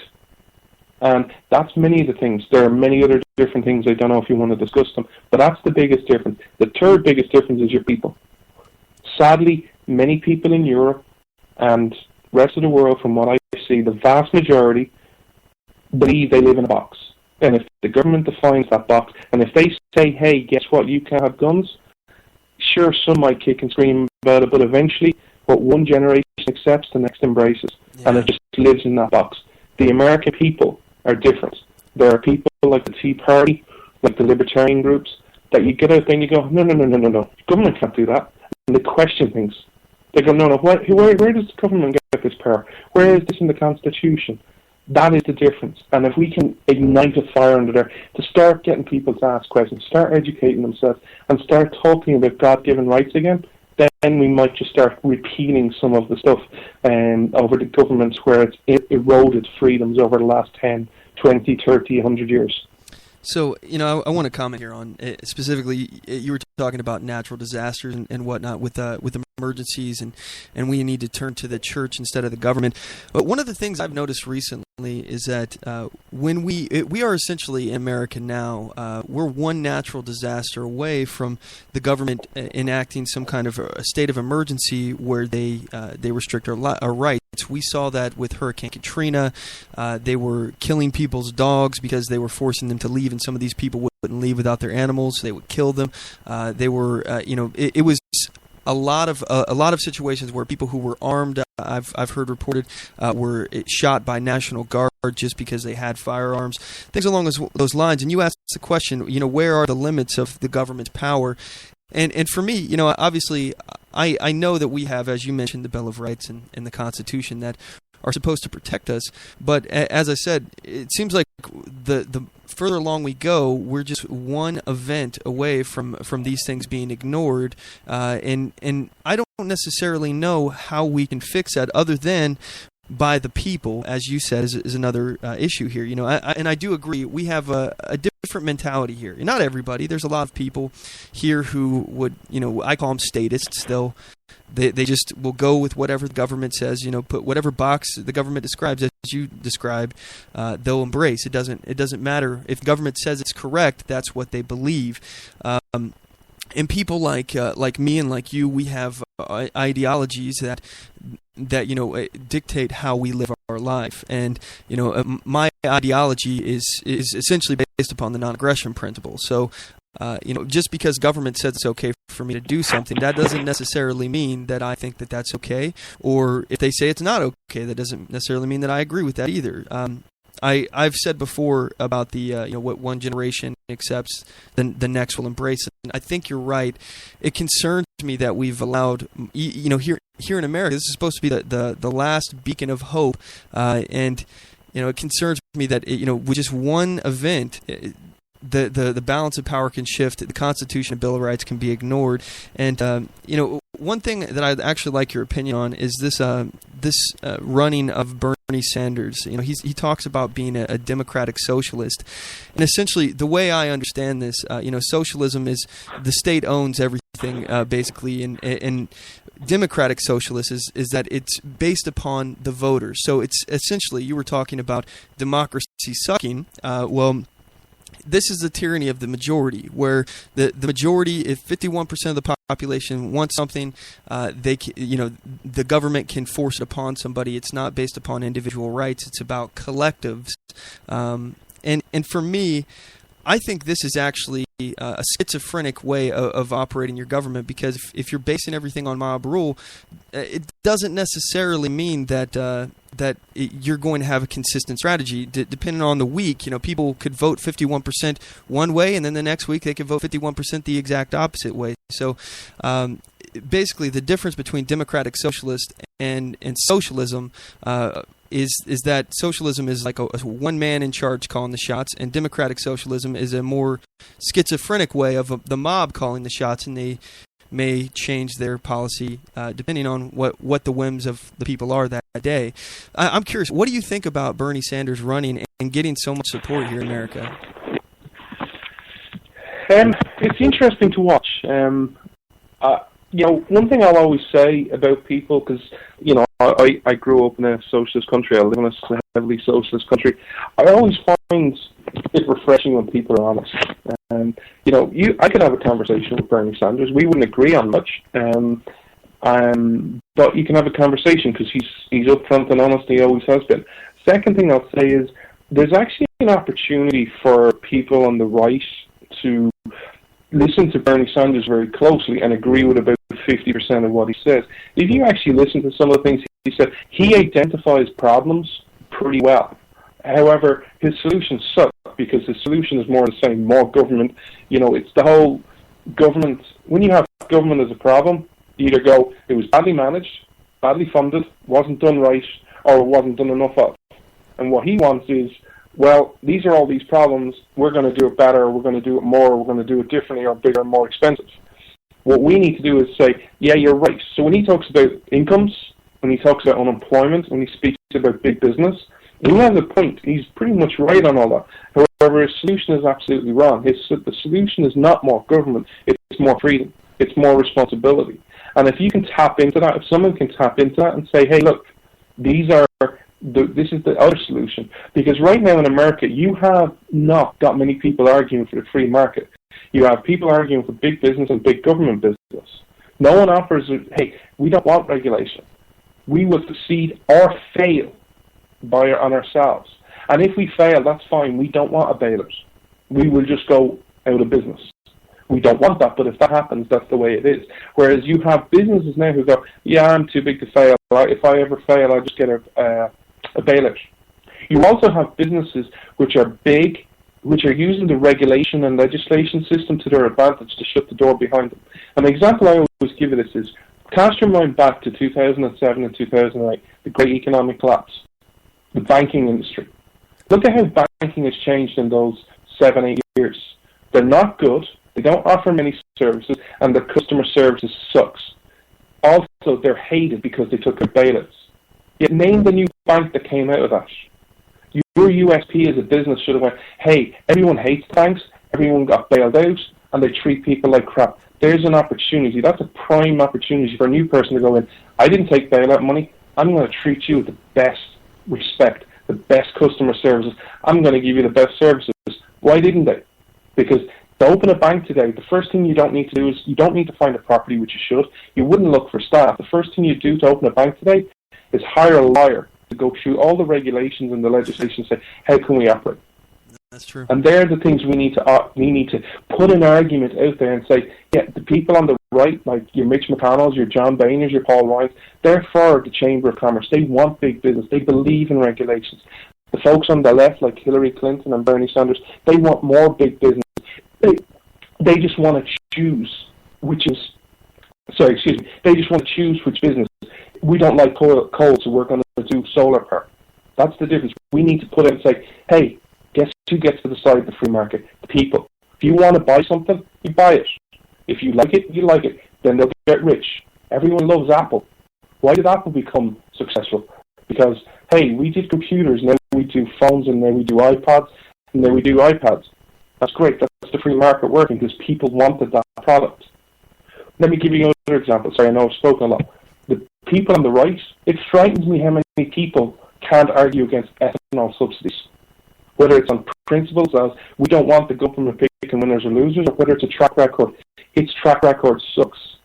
Yet only one candidate came out and said, we're going to take ethanol subsidies off you. And then people were saying, you need to get in line on ethanol subsidies. If you can't argue a simple point like that, how can you ever talk about the free market and capitalism? You know, I absolutely agree with you, especially as far as what you're talking about with Bernie. You know, I think he does do a good job of identifying problems, but I don't think that he does an adequate job of nailing down the root cause. I talk about this frequently. I think what a lot of people do is identify secondary issues or symptoms of problems. So, for example, Bernie will talk about money in politics and super PACs and things along those lines, and say how it has a pervasive or corrupting influence in American politics. And for me, I always like to bring things to the root causes. And what I mean by that is if you're sitting in a boat and your boat has a hole in the bottom of the boat and you're taking on water, it doesn't solve the issue to just continue to bail out water. You're going to be either underwater at some point or you're perpetually bailing out water.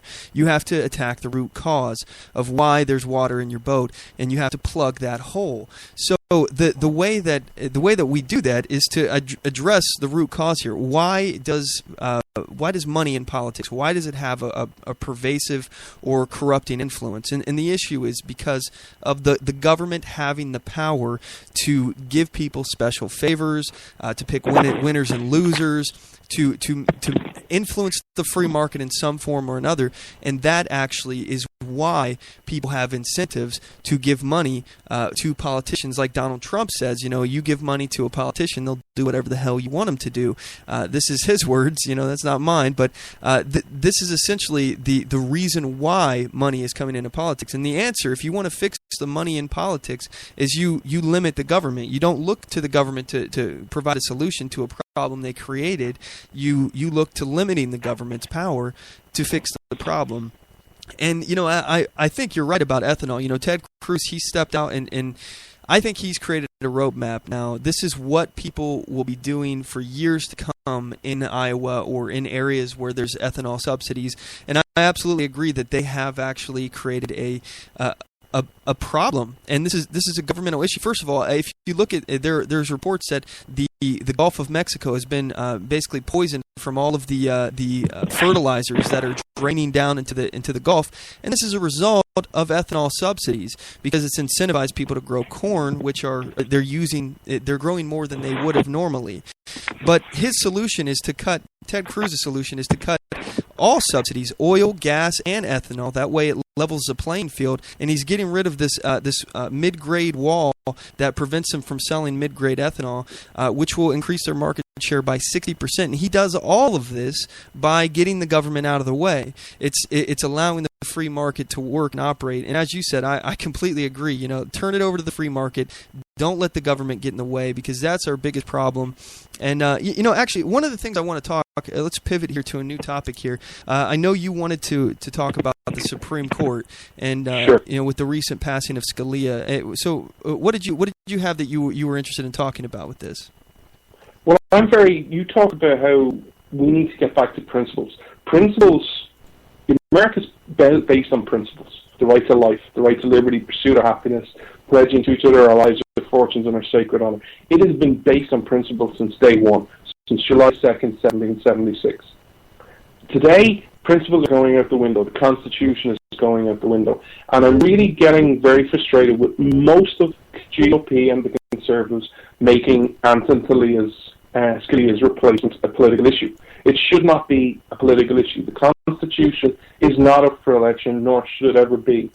And the answer is coming from pretty much everyone, including people who claim to talk about the Constitution all the time and say they know it and they respect it and they revere it, making precedents, saying these 80-year precedents, and we're going to make it a constitutional issue, and he's a lame duck president. We need to get back to the Constitution, whether it suits us or whether it goes against us. The Constitution is not a pick and mix. You can't be for it one day and then not for it the next day when it goes against you or when it doesn't suit you. The answer for everyone, in my opinion, on the GOP or anyone, let's just take it as a senator, Ted Cruz or Marco Rubio, because they're the second and third people in this race. Should Obama nominate someone to replace Justice Scalia? Absolutely. Article 2, Section 2 of your Constitution says that is the President's role. If you read Article 2, Section 2, you don't see any of the following statements. Lame duck presidency, not in an election year. 80-year precedent, that not in the election year. Point number 2. Article 2, Section 2 of the Constitution also states that the Senate has a job to provide advice and consent. This isn't about Obama. This isn't about Republicans or Democrats. The following should be the criteria, or some of the criteria for judges. Do they believe in original intent or judicial activism? Do they believe that Congress has a role, or it should be that the Supreme Court is to rubber stamp a president's agenda? Do they believe that the Supreme Court is to rule over things, whether it is constitutional or not, or do they believe that the Supreme Court has the power to rewrite laws, i.e. Obamacare? These are some of the things, the criteria that you should nominate judges for, or reject judges, whether it is year 1 of a presidency or year 8. These are the things we need to put forward. It has to be about principles, not about what suits us and making it the Constitution or the Supreme Court up for an election issue. Point number 2, and it's only a small point. The biggest erosion of your Constitution has been in law school, where you no longer teach the Constitution. You teach case law or precedent. I find it very troubling that we are now quoting precedent and not the Constitution. That is very troubling for me, and it is not a path that ends well, because you are going down the path of man's law, not the Constitution. So we need to argue principles, because the biggest thing I see, the criticism, because I have many friends on the left and the right in the States. Many of my family are left. They don't think we're consistent. They think, hey, you love spouting the Constitution, John, but you only do it when it suits you. And that is true. If we're doing that, what makes us different? If we think that lame duck or election year is in Article 2, Section 2 of the Constitution, what makes us any different than Barack Obama saying, I've got a pen and I've got a phone and I'll rewrite laws? We need to be principled. Everyone on the left is principled to each other. They all stick to the same principles. The people on the right think they're better than socialists and people who believe in tyranny. We need to be held to a higher standard than they are. And that is what we need to put out there. And we need to get back to the Constitution. Sorry, not we, you do. It's your Constitution. Because that is truly one of the things that makes you exceptional. And it upsets me when I see quote-unquote conservatives or people who believe in the Constitution go, yeah, I'm just not going to do it. It doesn't suit me. Or, it reminds me of George Bush in 2007. I've got to destroy the free market to save it. And that's very troubling for me. I definitely agree with what you're saying as far as being consistent on the Constitution. I think, for me, regarding the appointment of a judge. Now, I think, as you said, the Constitution specifically says that the president shall appoint or nominate somebody, but the job of the Senate is to advise and consent. So they're not required to actually just pick whatever it's not a rubber stamp, and. As far as you're right, I don't necessarily know if there should be a litmus test as far as whether or not somebody should be, they are consider themselves a textualist. But I think the entire point of the Supreme Court is in and of itself a litmus test. You're saying that you're going to enforce the Constitution, and I agree with you in terms of the precedent that's created from our rule of law. The way that we've been doing things now recently is basing everything on court precedent.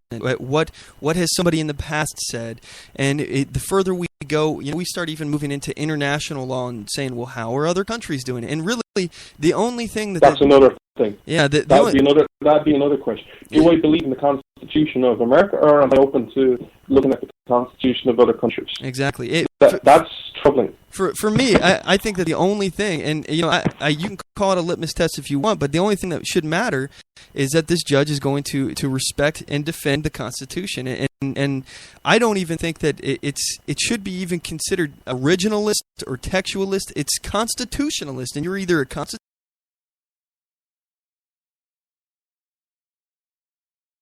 rewrite the Constitution, come up with different words, legislate from the bench. I don't think that you should be considered for being appointed by Congress. And look, I understand them politicizing it, saying, we're not going to do it. Lame duck president. They're saying that in 80 years this has never happened.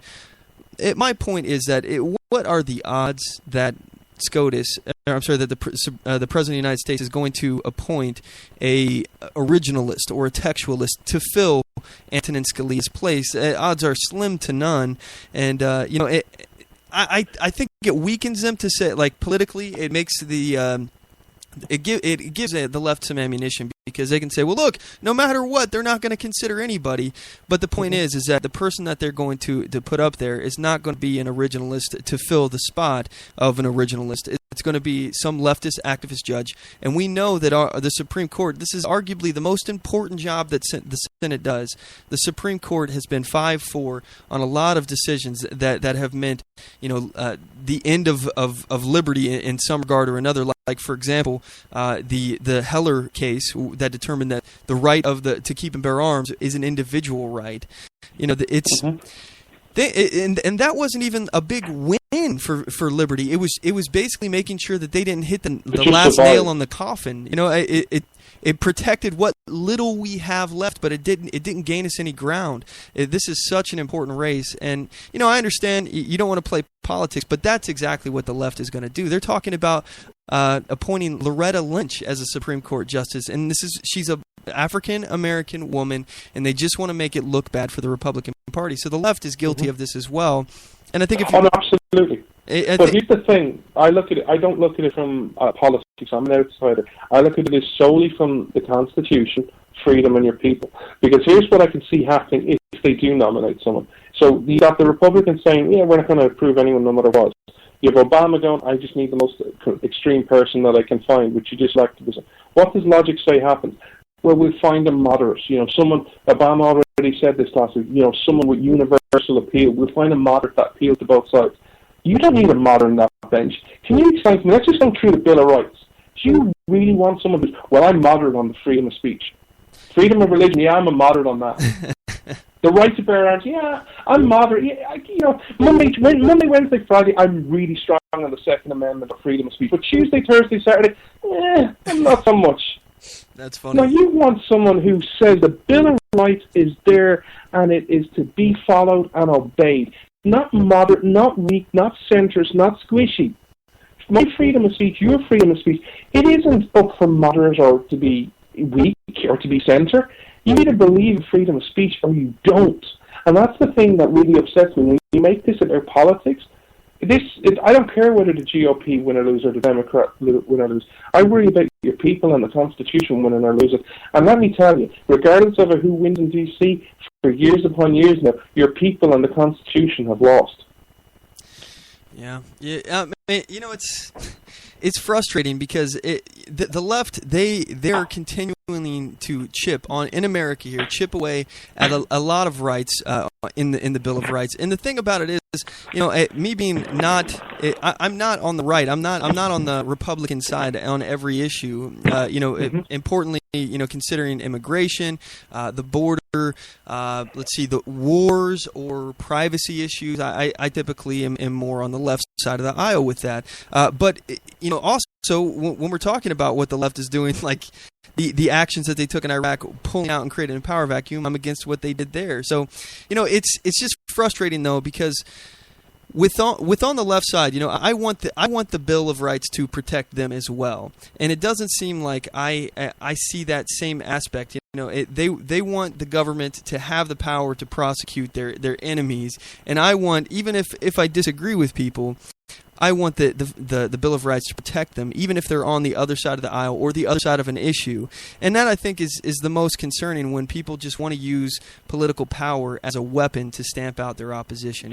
It concerns me. But anyway... Let me tell you a story you might appreciate. Okay. A couple of years ago, because I've spoken out for a long time, and I've told this story many times. So a couple of years ago, I got the opportunity to speak at the Abolish the IRS rally in D.C. Okay. It was run by the Tea Party Patriots, and I used to have some very political friends who would be in campaigns. I used to do a lot of things. I've been involved in your politics for 15 years, so I've got many friends and acquaintances over the time. I publicise I'm going to speak. I'll be in D.C. Come see, meet up. And I got a few Republican friends of mine said, "You don't want to speak at that." And I said, "What?" I said, "Do you know me?" And they're like, "You don't want to speak at that." And I said, "Absolutely, I do. I think the IRS," and bear in mind, this is about 2013. This is right around with Lois Lerner and, the targeting the Tea Party. Mm-hmm. And I said, "Absolutely, I think the IRS should be abolished. This is a position I've long held." And they said, "Oh, John, you just don't get the politics of this." And I said, "Okay, explain it to me." You know what? In 2016, we get our guy in there. Are you telling me, with all the and they use all the positions I'm really strong on, they said, "You really telling me you don't want the IRS investigating, the pro-choice groups? Are you really telling me you don't want them investigating care? Are you really telling me you don't want them investigating all the, the moms, the merit reserve action?" And I kind of went, "Oh my God, that's a civil war. That's French Revolution style politics. Yeah. You don't get it. It's not about enforcing your rule of law and using government to enforce your belief system. It's about freedom." So, and that's really troubling for me, and that's what I see going on, and it's brewing. You have to, it's, even when I discuss things on Twitter, publicly and privately, and debate like you do, this whole thing of we have to agree to disagree, or no, we have to agree. You have to see the way a world I see it. Yeah, I think that's frightening. We have to believe in eternal principles. Freedom. You can support Bernie Sanders or Hillary Clinton. No, I have no problem with that. You can support Donald Trump. No problem with that. I will discuss freedom with you all day long, but we might never agree, and that's fine. Mm-hmm. And I think we need to start fighting for eternal principles again, and not using government or saying you have to agree with me. I have to compel you to see the world the way I see it. And I think that's really bad, because that leads to tyranny. And if you read history of the world, you see plenty of tyranny and plenty of despots doing a lot of bad things where you can't disagree with them. And the source of all this, the common thread that goes through all of this, is essentially forcing people, forcing people to do something against their will, using political power, government to force somebody to do something against their will. And we're actually about to get into another topic relating to that. I'm going to be talking about Apple's iPhone controversy. Sure. Before we take off and let you go, I'm just curious, what do you think about this iPhone thing? I'll be honest, I haven't read as much into it. I'm actually investigating it at the minute. Like, the only thought I have, I'm a conscience guy. I'm a real big conscience guy, so I'm not very big on compelling people to do things. So for me, anybody, whether it's a government, whether it's a state, whether it's an organization, saying you have to unlock this phone, I find it very, very troubling.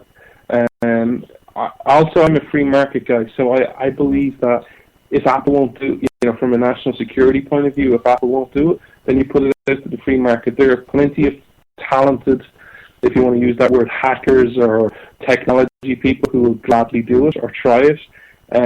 But saying you have to do it, and then also legitimizing that force by saying, well, we've got the court to say you have to do it. I am a conscience guy, and I feel very... You walk down that line of government saying you have to do it and justifying it. I find it very uncomfortable. I do see the intel side. I think it needs to be unlocked somehow, but compelling Apple to do it or compelling anyone to do it, that's not something I feel very comfortable with. And I think if America does proceed that way, proceed with extreme caution, because it might go your way today, but it might go against you tomorrow or the next day, and that's something you have to bear in mind. Well said. Well said. Well, ladies and gentlemen, that was Jonathon Dunne. He's Irish John on Twitter. You can check him out. What was your? Go ahead and plug any. You got any like Facebook, social media stuff like that you want to plug out to our listeners so they can find you online? Sure. So you can see me on Twitter at Freedom Disciple. You can also I work for the Blaze. You can get my stuff at theblaze.com/radio. It's the Freedom's Disciple podcast. Or if you want to get in touch with me, you can send me a message on my site. It's freedomsdisciple.com. But you can get in touch with me anyway. All right. Well, thanks so much, Jonathon. Hey, would you come back again someday and talk with us again? Absolutely. You tell me when and where, and I'll be there, brother. Yes, sir. All Thanks right. for having me. Well, thanks so much for joining us. Take care. God bless you. Take care. All right, gang. So at this point, we're going to go ahead and cut to a commercial break. When we come back, we're going to start right into the Apple segment, the encryption, or Big Brother versus encryption. They're coming after your encryption now. They don't like it that you are able to hide data from them. So anyway, you guys don't want to miss this. We'll be right back. Don't go anywhere. I do solemnly swear that I will support and defend the Constitution of the United States of America against all enemies, foreign and domestic, and that I will bear true faith and allegiance to the same, and that I take this obligation freely without any mental reservation or purpose of evasion, pledging my life, my fortune, and my sacred honor. So help me God. Join us at oathkeepers.org.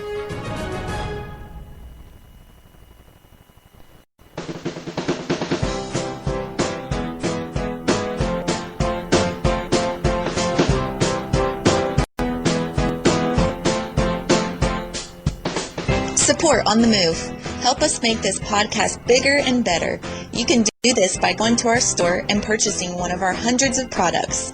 All designs are original and made for patriots like you. Just go to cafepress.com/OnTheMoveShow. We appreciate your support.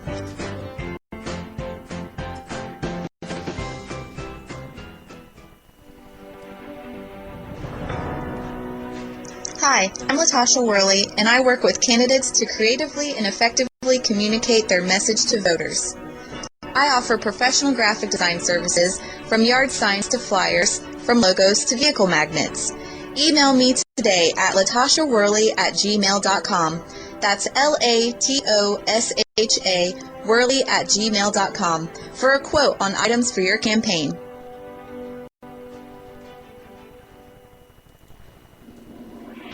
Broadcasting from deep within the heartland of free America, where liberty still shines bright. You're listening to On the Move with Mac Worley III. It's a move Apple CEO Tim Cook is calling unprecedented and a threat to the security of customers. A judge is ordering Apple to help the FBI break into a cell phone used by one of the San Bernadino shooters.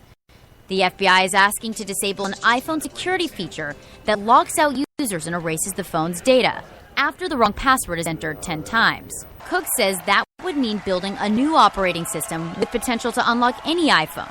He says if the FBI could use it as a backdoor into your iPhone, hackers could too.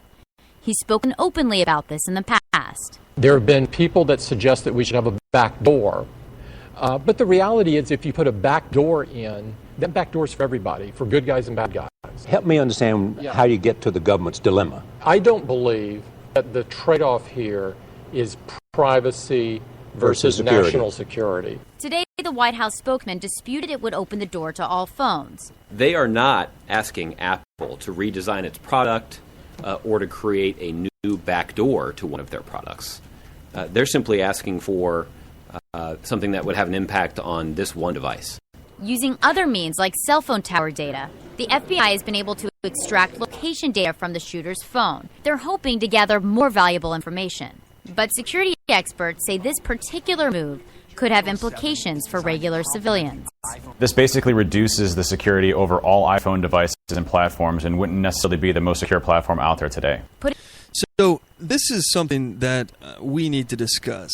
This phone, essentially what they are, the government, the FBI is telling Apple is that because they cannot access this phone, which honestly, I'm not even sure if this is real. I'm of the opinion that this could be somewhat political theater for them to justify. They want to get justification of what they already have the ability to do. I think that they can probably already access this phone. I think this is just one case of where they're trying to say, oh, look, we don't have a backdoor, because we know that they've previously had backdoors.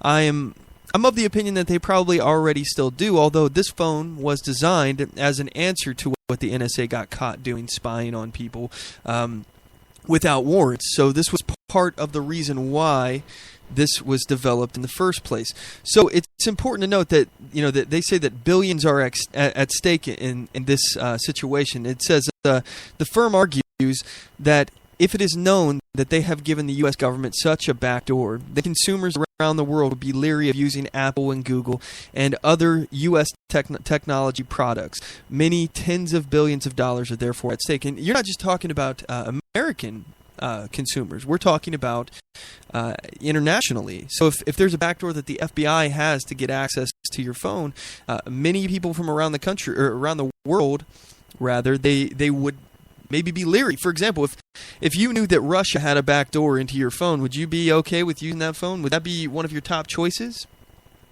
I probably wouldn't want to use that. That's just me personally. But one thing that's I liked about Jonathon Dunne that was on our show a moment ago, he mentioned a free market alternative. Rather than forcing Apple to do this, why doesn't the government, first of all, hire them to do something to crack this phone? Secondly, there are other alternatives. For example, you guys know McAfee, the McAfee antivirus guy? John McAfee, he offered to unlock the killer's phone for the FBI. This is a story on BBC.com, dated 19 February 2016, written by Chris Baranuk, something like that. Antivirus software creator John McAfee has said he will break the encryption on an iPhone that belonged to San Bernadino killer Saeed Farouk. Mr. McAfee made the offer to the FBI in an article published by Business Insider.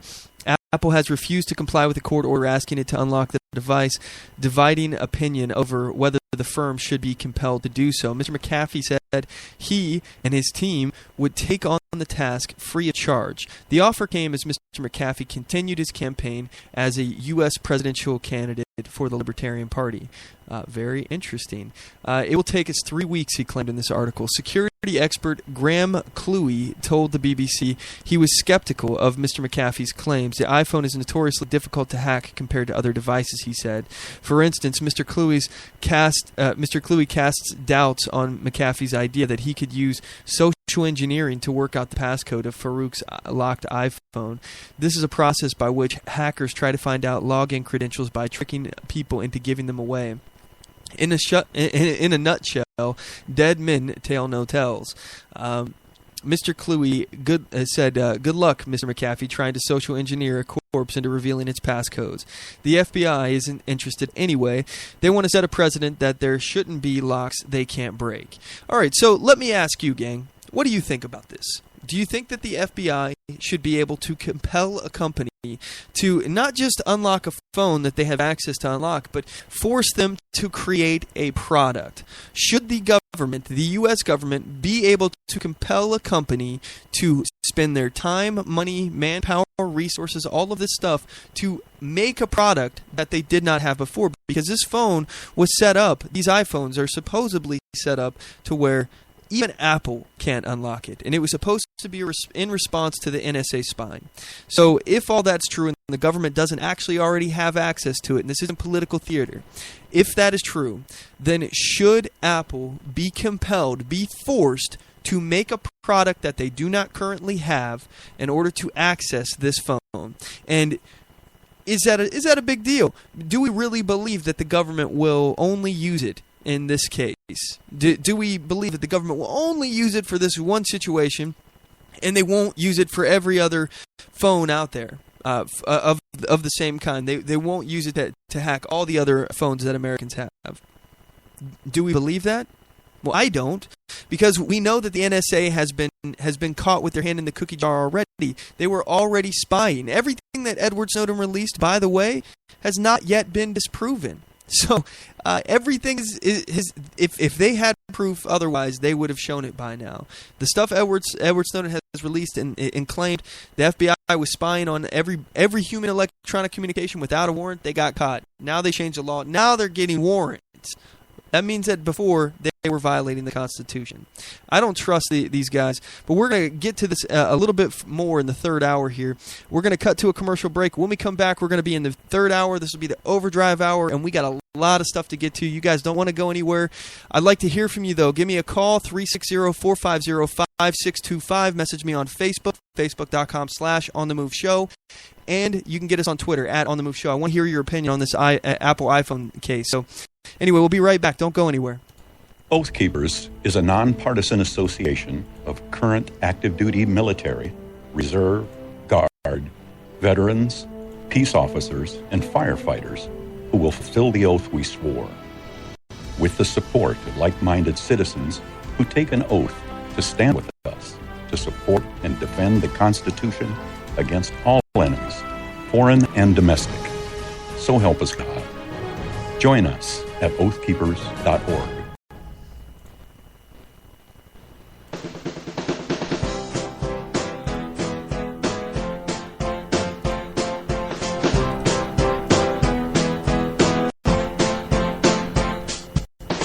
Support On The Move. Help us make this podcast bigger and better. You can do this by going to our store and purchasing one of our hundreds of products. All designs are original and made for patriots like you. Just go to cafepress.com/OnTheMoveShow. We appreciate your support.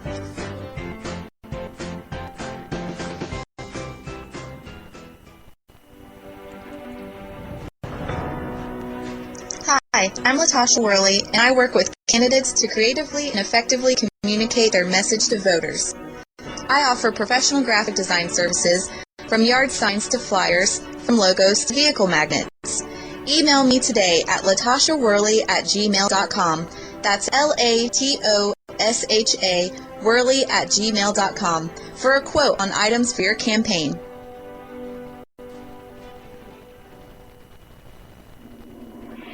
Broadcasting from deep within the heartland of free America, where liberty still shines bright.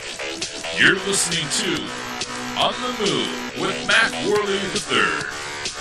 Hey gang, we're back. It's the third hour. You're listening to the Overdrive Hour of the program. This is where we smash everything in that we haven't had a chance to get to. We're talking about the Apple iPhone controversy, and we got a whole lot of other stuff we're going to get to in this hour of the program. By the way, if you're listening, if you've made it this far in the program, first of all, thank you. You are the tip of the spear. You're the reason why we do this, and you are now an official member of the Mac Pack, and I certainly appreciate it. Since you made it this far in the program, if you like what we've been talking about, if you like the show, make sure you smash the like button. It's on Spreaker, or if you're on YouTube, there's a like button on there. Thumbs up. Give us a thumbs up. I'd appreciate it. Don't forget to subscribe or follow us on Spreaker, depending on if you're on YouTube or Spreaker. Again, all those things help out the show. You're really helping us promote the message of liberty, because you're allowing us to be turning up in search results a lot better. So the more people that subscribe, the more people that will find us. And again, you're helping the show in more ways than you can know. And by sharing the show out, you really help us. You're helping us find new listeners. So feel free to share it with your friends and family and people who you just think will like it, or maybe people who you think will hate it. Go right ahead. Maybe you'll convert somebody. Anyway, I want to actually read some of your comments here. So I posted an article here about how Apple is facing this is a USA Today article about how Apple's facing multiple court cases over this iPhone password security issue. And Dee responded. She said, "It pisses me off that the mainstream media is totally pitching the whole ordeal as a one-time thing for one terrorist from the San Bernadino shooting, and people are believing it." She saw a poll on Twitter. Over 60% of people that voted believe that Apple should comply. So first of all, she's had more to say. I'm going to get to that in a second. But I'm noticing a trend, a disturbing trend here. And this is what happens. We see this time and time again. When we're attacked, our government turns the attack into an excuse to take more of our liberty away. They try to come after our guns. We're attacked by terrorists, and the solution to make us safer here is to take away our guns. That's the solution. It didn't work in Paris, by the way. They already have very, very restrictive gun laws, yet the people over there, the terrorists over there, were able to get guns. So obviously not the solution. All it does is essentially give fish in a barrel, a shooting gallery that no one can do anything about. No one can defend themselves. Again, if people are armed, at least they have a fighting chance to fight back. So, but again, they go after the guns after San Bernadino. Now they're going after your privacy. They're going after encryption. They want to make sure that you don't have the right to keep your data private. They understand that so many people now are concerned about the government spying on them and whatnot, and they're annoyed. You see some of the statist candidates out there, like, by the way, John Kasich. He attacks encryption. He's attacking encryption. I don't understand how this guy, he got 7%, a little more than 7% of the vote. I think it was 7.8% or something like that in South Carolina. Who the heck is voting for this guy? I want to ask you, gang, all right, how many people out there think that the number one issue is encryption? This is a problem. If people are really concerned about information being too secure for individuals, it blows me away that we actually are taking the security side of the debate seriously, when we know that our government, they funded and armed ISIS. They created them, they trained them, they funded them, they armed them. At this point, no security argument should be valid. You armed terrorists. I'm pretty sure at this point you are not qualified to tell us what is best for us. So Dee goes on. She says that this whole situation is a big fat can of worms to her. She supports Apple 100%. Do I think Apple will be allowed to continue to make the stand? Nope. The government will not allow it. It's only a matter of time when Apple is forced or caves. And I don't know what's going to happen with this, because one of the things in particular, the left, they like to make the stand about privacy and things along those lines. They typically are the ones fighting for privacy. I don't know how this is going to go. I hope that Apple can continue to win. My thoughts are that they probably will lose. I think you're probably right. I think this is all, for me, I think this is political theater to get it out there publicly that the government is doing this and what they're already doing. I think this is a way of releasing that information. So I think in turn, I think they're going to lose. I hope I'm wrong. But let's go ahead and read this USA Today article. I have a few other articles, and then I want to play some of the words of the candidates here, and you can actually hear it from them.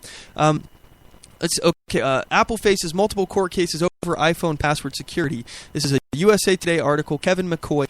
Now, it's important to note that people are talking about just this one San Bernadino case. All right, just this one thing. Who would have a problem with somebody hacking into a phone of a terrorist? Who would have a problem with that? Look, I don't have a problem with the government hacking into the phone of a terrorist. No problem at all. I have a problem with the government compelling somebody to make a product that they never had, being forced to spend their time, money, resource, effort against their will to make a product that not only would hurt their company detrimentally. Billions of dollars are at stake. They could lose customers because they're giving a backdoor to the government into a private security situation, an area that they can have access to your phone without your knowledge or consent. That's the issue I have. And then it can affect the company as well as it opens up a backdoor to hackers. And when you open a backdoor, as we played in the clip earlier, that backdoor is not just for the government. most of the hack attempts that go on anyway are people exploiting backdoor like these hackers, these black internet, whatever they call it, dark internet, interwebs people. You can tell I don't know what I'm talking about.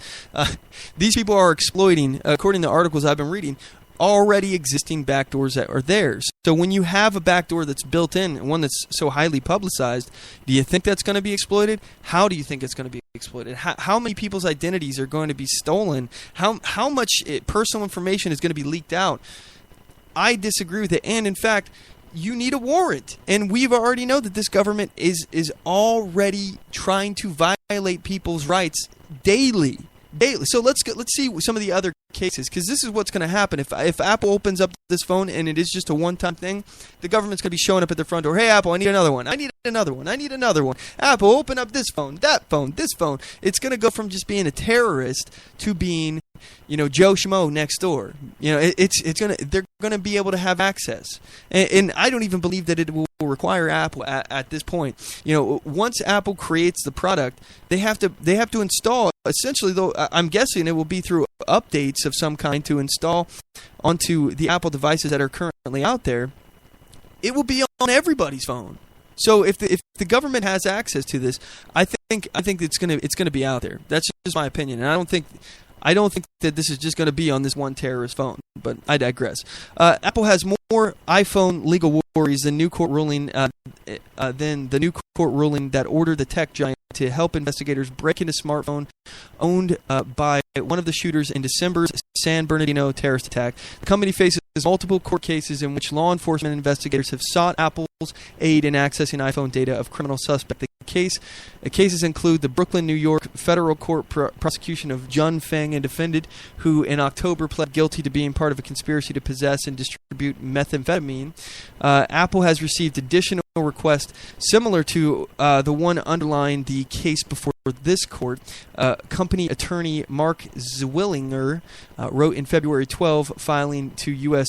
Judge Magistrate James Orenstein, who is presiding over the Brooklyn case. Despite the defendant's guilty plea, Apple joined federal prosecutors in seeking a ruling on the iPhone issue because of the company has been told investigators in other cases also will seek Apple's help at bypassing the security of other Apple devices in the government's possession. See, they're just going to keep showing up at their front door. It's creating a precedent where they just keep showing up. Again, I don't think that Apple should be forced to do anything. I have a fundamental problem with the application of force, with compelling people to do things against their will. I believe so strongly in the non-aggression principle that not only do I think that I don't have a right to force you to do something, I don't think that our government has a right either. That's essentially what Ron Paul has said when discussing the non-aggression principle. Dee was talking about a poll. Here's one thing that I want to mention here. This is a USA Today article. There's a poll in here that was from USA Today at USA Today Tech. Should Apple fight a court order to break into the San Bernardino shooter's iPhone? So should they fight it? 55% of the poll said yes, 36% said no, and 9% was not sure. So I'm going to go ahead and retweet that poll out there here, and I'm retweeting it on my Twitter at OnTheMoveShow. You guys can check that out if you are interested. But this is interesting because I think, first of all, I think that a lot of people are actually in support, unless they're confused with the way it's worded. Should Apple fight a court order? Maybe they're confused and they don't understand what's being said. But I think 55%, that's an overwhelming majority compared to 36% that say no, they shouldn't. So I think a lot of people are tired of the government trying to get into their personal data. People understand what the government's MO is here, and they're sick of it. And this is one thing that the left, I agree with. I agree with the left that the federal government has been trying to do this for far too long, and it annoys me that they've been doing this. And I have an article here. This is another USA Today article. Another USA Today article. This one's by John Chenal. All right, this is a leftist kind of look at it. Okay, so one of the things that I wouldn't make this comparison, but you can see that what the left is trying to do here. So anyway, the article dated, let's see, 19 February 2016. Again, that's usatoday.com. It says, smartphones don't kill people. Violent people with guns kill people. That's why Apple CEO Tim Cook is right to fight the government's latest attack on privacy of U.S. citizens. In this case, those citizens include the tens of millions of Americans who own an iPhone. That product was found on a terrorist who, along with his equally radicalized wife, who I would argue probably radicalized him, and by the way, came in on a visa. We were talking about visas earlier. She came in on a fiance visa. She was vetted. She was supposedly vetted, but still come in from Saudi Arabia, and then she participates in an attack shortly after that. They killed 14 people at a holiday party at a Christmas party in San Bernardino, California in December. But the hateful duo didn't actually kill anyone with an Apple product. For the acts of religious-motivated executions themselves, they used firearms. Their semi-automatics and other weapons were the kind sold in the stores. In stores in cities and towns across America. Therein lies the genius of Apple's legal troubles. The federal government has had limited and inconsistent success in forcing gun manufacturers to put safety features on their weapons. Okay, again, this is a big difference. First of all, this is a dishonest argument that the left likes to make. They're saying that safety features are the reasons why the weapons are killing people. Like the weapons are accidentally going off, all right? They're going to make comparisons here to I'm not sure if it no they don't, but usually what they do in these kind of arguments is that they say, well, look, if a car malfunctions and it kills a driver or other people, they can be sued. So if a gun kills somebody, they should be able to be sued. The issue here is that if you use the gun in a way other than it was intended for personal defense, but just to keep in mind, guns are for killing. They're a tool to kill. That's what they're designed to do. And if you use it the way it's designed to do, you're going to kill. Now, if you use it in a way that's evil, if you use it a way to break the law, if you're not using it for defensive purposes, then yeah, you should be prosecuted for your action. But the gun is not responsible. The gun is not, the manufacturers of the gun are not the ones to blame. Now, if the gun blows up in your hands while you're at the range or something, yeah, you should be able to sue the company because their product malfunctioned and hurt you. They have some liability that's at stake there. I disagree with this whole argument. So they go on to talk about the assault weapons ban, but here's the real thing that this compares to, all right? And this is one thing you're not going to hear the left say. This situation, they're being compelled. Apple was being told by the federal government that, and I haven't heard anyone make this correlation, they're being compelled to make a product. It blows me away that other people haven't made this correlation that I can tell because it's so obvious. What other situation has the federal government compelled people to make a product? You guys remember the gay cakes? You know, the bakers that refused to bake cakes at a homosexual wedding because they felt that it violated their religious beliefs. This person, this couple, this homosexual couple, comes into a bakery and they say, "Hey, we'd like you to make us a product." And the guy says, "No, I'm not gonna participate in your wedding. I'm not gonna make a custom cake for you for your wedding," which I believe me in being involved in that would violate my religious tenets, my religious beliefs. It would make me participate, and I don't want to do that. This guy, the bakers, they were willing to sell these people. It's not like they have a litmus test coming in saying, "Hey, are you gay? Get out of here. No gays allowed." No, they could have bought anything that they already had on their shelves. They weren't saying, "No, I'm not going to allow you to buy anything in the store." They're saying, "I'm not going to make a product custom for you and in violation of my religious beliefs." This is a very similar situation to what's happening with Apple. Apple doesn't have a product already, so it's not like they're denying to unlock the phone. The government is essentially saying that Apple has to make a product that they don't already have, even though they don't want to do it, and even though it's to the company's detriment. They could lose billions of dollars in the process. Whereas with the gay cake baker thing, they think that making this product, participating in this ceremony, violates their religious beliefs, and it has a negative impact as well. So the question is, it all comes down to force. The government should not be able to force people to do things that they don't want to do, as long as they're not hurting anybody. And again, who's the one doing the hurting? It's the terrorist. Now, also, let's point out, Apple has complied. They've given over a lot of data. They had information in the cloud, I think, and they've given over a bunch of stuff like that. They have been working with the FBI and been very cooperative with them, but yet it's not enough. They want every little bit of data on this phone, and I'm sorry, at some point, I think that you're just not going to get what you want, government. I apologize. Look, I understand that we have national security interest, and maybe this could help you track down some terrorists somewhere, maybe find a little bit more intel. Yeah, maybe it could. The issue is that what are you going to do next? And why are we going to continue sacrificing our liberty for a government that is literally funding the people that they're supposedly trying to fight? Again, they have armed ISIS. They armed ISIS in Benghazi when they were Al-Qaeda in Iraq. Then they pulled out of Iraq, creating a power vacuum. Al-Qaeda in Iraq then took over all of our weapons and ammunition that we left behind, and the big vehicles, armored Humvees and tanks and things like that we left behind for the Iraqi army.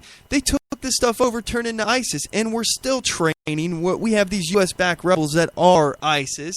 Let's be real. The only reason why we care about what's going on in Syria is because of the oil, the petrodollar. We want that pipeline that's going to go through Iraq, through Syria, up into Turkey, through that into Europe. That's what we care about. That's our only interest there. Is we call it stability. The problem is that none of this stuff is legitimate. I can't trust them to do the job right. I understand the purpose of wanting to get this data. I get it. I believe me, I want you to catch the terrorists, but I don't trust our government to do it. They have been working with the terrorists. They're colluding with the terrorists to overthrow a sovereign government. And again, that we talk about Syria and Russia's involvement in Syria and Iran's involvement in Syria. They're the only Russia is invited. We were never invited by the government of Syria. We're trying to topple the government of Syria. We've created opposition forces to attack the government of Syria, which is helping the enemy. It's helping ISIS. So it's a little bit ridiculous to put this much blind faith in our government to protect us when they're doing. It seems like they're doing everything possible to hurt us. So I want you guys to listen to. This is Ted Cruz talking about the Apple controversy, and I want you to know. First of all, I disagree with Cruz on this. I honestly. Let me tell you a little story here about the time that I almost stopped supporting Ted Cruz, because it's this clip here. I'll go ahead and play some of it here and tell you about how I felt about it. So Cruz begins. He's asked about the Apple controversy, and he goes on to say this. I want to ask you about a couple of items in the news that I've asked the other candidates who are here tonight. The issue with Apple and the iPhone. As you know, again, if anybody's just joining us, a judge has ordered Apple to basically develop a new software to create a sort of a backdoor that would allow law enforcement to unlock the phone of one of the San Bernadino terrorists. Right. Should Apple be compelled to do that? I believe they should. And I almost just off of that one, I was like, "Whoa, Ted! Come on, Ted! You better have some reason, some rationale. I want to hear his argument." Right from there, I was very upset. Look, this is a big deal to me, because this is choosing government over liberty, governmental power, so-called security over liberty. And I don't care what his explanation is. First of all, let's just point this out. He's wrong. He's wrong on this issue. But let's hear what he has to say. They have a binding search order. And listen, anytime you're dealing with issues of security and civil liberties, you've got to balance them both. And I think we can walk and chew gum at the same time. We can protect ourselves from terrorism and also protect our civil rights. Because Apple, just for their part, they say that this creates a backdoor that basically endangers all of our cell phones. Well, and listen, I think Apple has a serious argument that they should not be forced to put a backdoor in every cell phone everyone has. That creates a real security exposure for for cyber criminals to break into our cell phones. So I think Apple has the right side on the global, don't make us do this to every iPhone on the market. So that's his one point on the argument. But again, that goes further. It does weaken their credibility internationally. Therefore, they could lose billions of dollars from their customer base. They're being forced to create a brand new product that does not exist. So he doesn't mention that. And again, I'm sure he would be against if we got him on the record of forcing the bakers to bake a cake for a homosexual wedding. I'm sure he'd be against this. I don't believe that he's being consistent. He says we can chew gum and walk at the same time. We can do two things at once. I disagree. If you're enabling people to be forced by the government, if you're enabling this power that the government can do. And again, I don't think he's being consistent when it comes to that, because I'm sure he would have stood on the opposite position of the cake issue.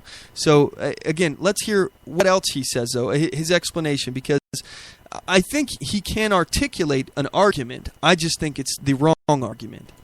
But I think law enforcement has the better argument. This concerns the phone of one of the San Bernadino hackers. And for law enforcement to get a judicial search order, that's consistent with the Fourth Amendment. That's how the Bill of Rights operates. To say, Apple, open this phone, not Anderson's phone, not everyone's here, open this phone. And he trusts the government not to use this technology, this new technology that's been forced and coerced out of Apple, that they had to produce. He trusts the government not to force Apple, or not to use it against anyone else. I don't trust the government. But Apple says they can't do that, that it's new operating software that basically would be available on everybody's phone. But they wouldn't have to put it on everyone's phone. And that's, I believe that Apple, anyone, nobody has a right to defy a legal search warrant.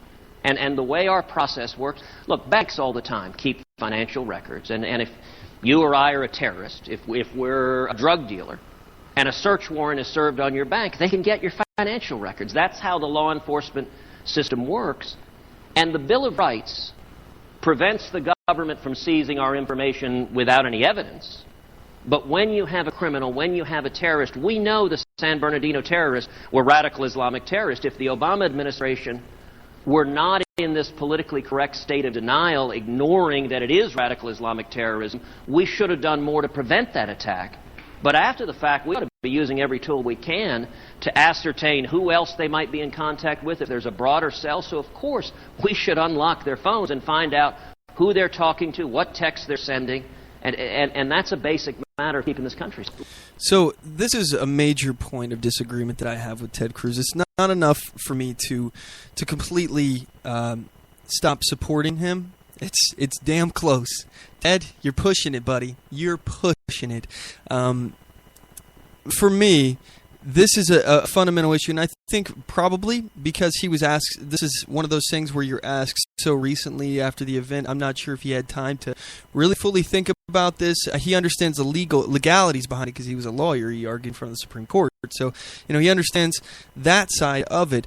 But I don't know if he linked this back to the government forcing somebody to create a product. And this is where I have a fundamental issue, because imagine if the government can make you work. That's basically what they're saying. They can make you work. So if you decide I'm not going to do this, I'm just going to close my business and I don't even care. I'm going to sit on my couch and not do anything, and you can't make me do anything, government.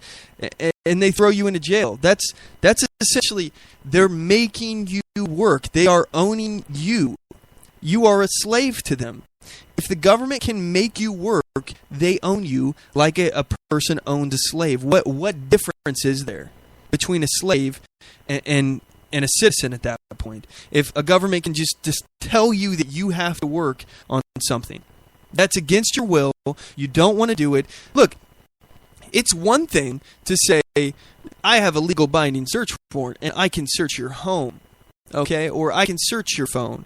But it's a totally different thing to say, the government's, let's say that, I'm a terrorist and the government has my phone in custody and they can't access it. And then they say, hey, Apple, I want to access this guy's phone. You have to make a product for me to access it. That's ridiculous.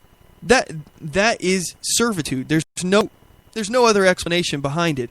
But again, one thing I can say is I respect the fact that Cruz can at least make the argument. I believe his argument is wrong, and I believe he has far too much faith in our government. But let's look at the other side, the front runner of the GOP, Donald Trump. Let's hear how articulate. You've heard Ted Cruz. Let's hear how articulate Donald Trump's argument when asked about this. What would he say? What does he have to say on this? Sorry, it's loading. Here we go.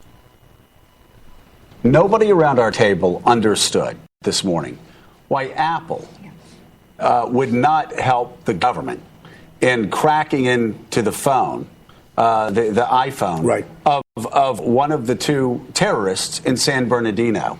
First of all, do you think Apple is in the wrong? Yes. And secondly, if you are President Donald Trump, what do you do as far as changing laws to make technology to deal with this situation? Tech companies comply with the needs of the government? I think it's disgraceful that Apple is not helping on that. I think security first, and I always felt security first. Apple should we should force them to do it. We should do whatever we have to do. And I guess he wants to be a good liberal and he doesn't want to give the information. But on that, as an example, those two people killed 14 people. There were other people that saw the bombs laying all over the floor. This wasn't like a normal apartment. You had bombs laying all over the floor. You had all sorts of ammunition. You had all sorts of everything in that apartment. People knew that. I'd like to know who else knew it, because they're almost as guilty and maybe just as guilty. I think you have to be able to crack that, and I think Apple is absolutely in the wrong.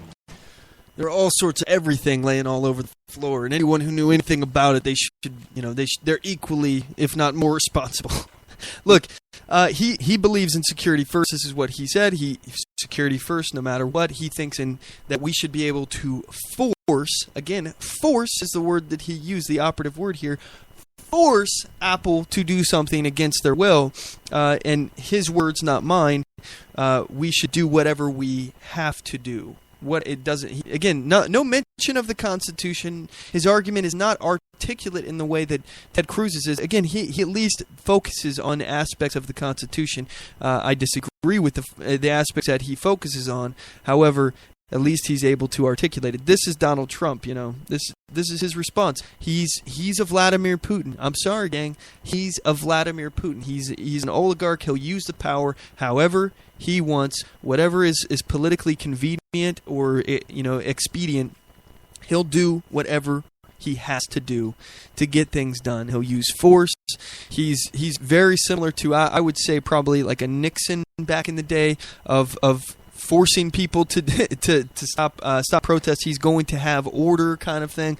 I have a real fear if Donald Trump somehow did manage to win the general, which I don't think he stands a chance. I think, again, he has only about 30% of his own party supports him. So I don't think he's going to get elected. But if he did, being at the combustible time that we are in our society right now, in America's history, we are sitting on a powder keg with social unrest coming around the corner, in addition to the economic unrest, which is going to create, I think rioting and things along those lines are going to blow up with Black Lives Matter and all sorts of other issues. This is a powder keg. I fear what is going to happen with the Donald Trump as president during this turbulent time that we have ahead of us. So, I think Ted Cruz, he's putting far too much faith in the government to go after terrorists. But Donald Trump he is more concerned about centralizing the power and using it to do whatever is necessary, in his opinion. And he doesn't mention the Constitution. He doesn't care about the Constitution. So I'm telling you right now, I'm not going to vote for Donald Trump. That's just me. Anyway, we're going to cut to a commercial break. When we come back, we're going to start into the next feature topic here. I want to actually talk about, let's see, we got a few other articles here. I want to talk about Sheriff speaking out against Beyonce and Uncle Sam, how he's trying to tell you how to raise your children and how he wants in. He wants in on that. So anyway, don't go anywhere, gang. We'll be right back. Oath Keepers is a nonpartisan association of current active duty military, reserve, guard, veterans, peace officers, and firefighters who will fulfill the oath we swore. With the support of like-minded citizens, who take an oath to stand with us, to support and defend the Constitution against all enemies, foreign and domestic. So help us God. Join us at oathkeepers.org.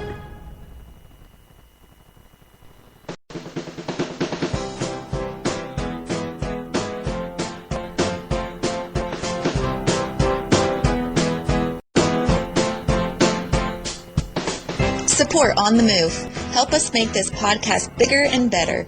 You can do this by going to our store and purchasing one of our hundreds of products. All designs are original and made for patriots like you. Just go to cafepress.com/onthemoveshow. We appreciate your support.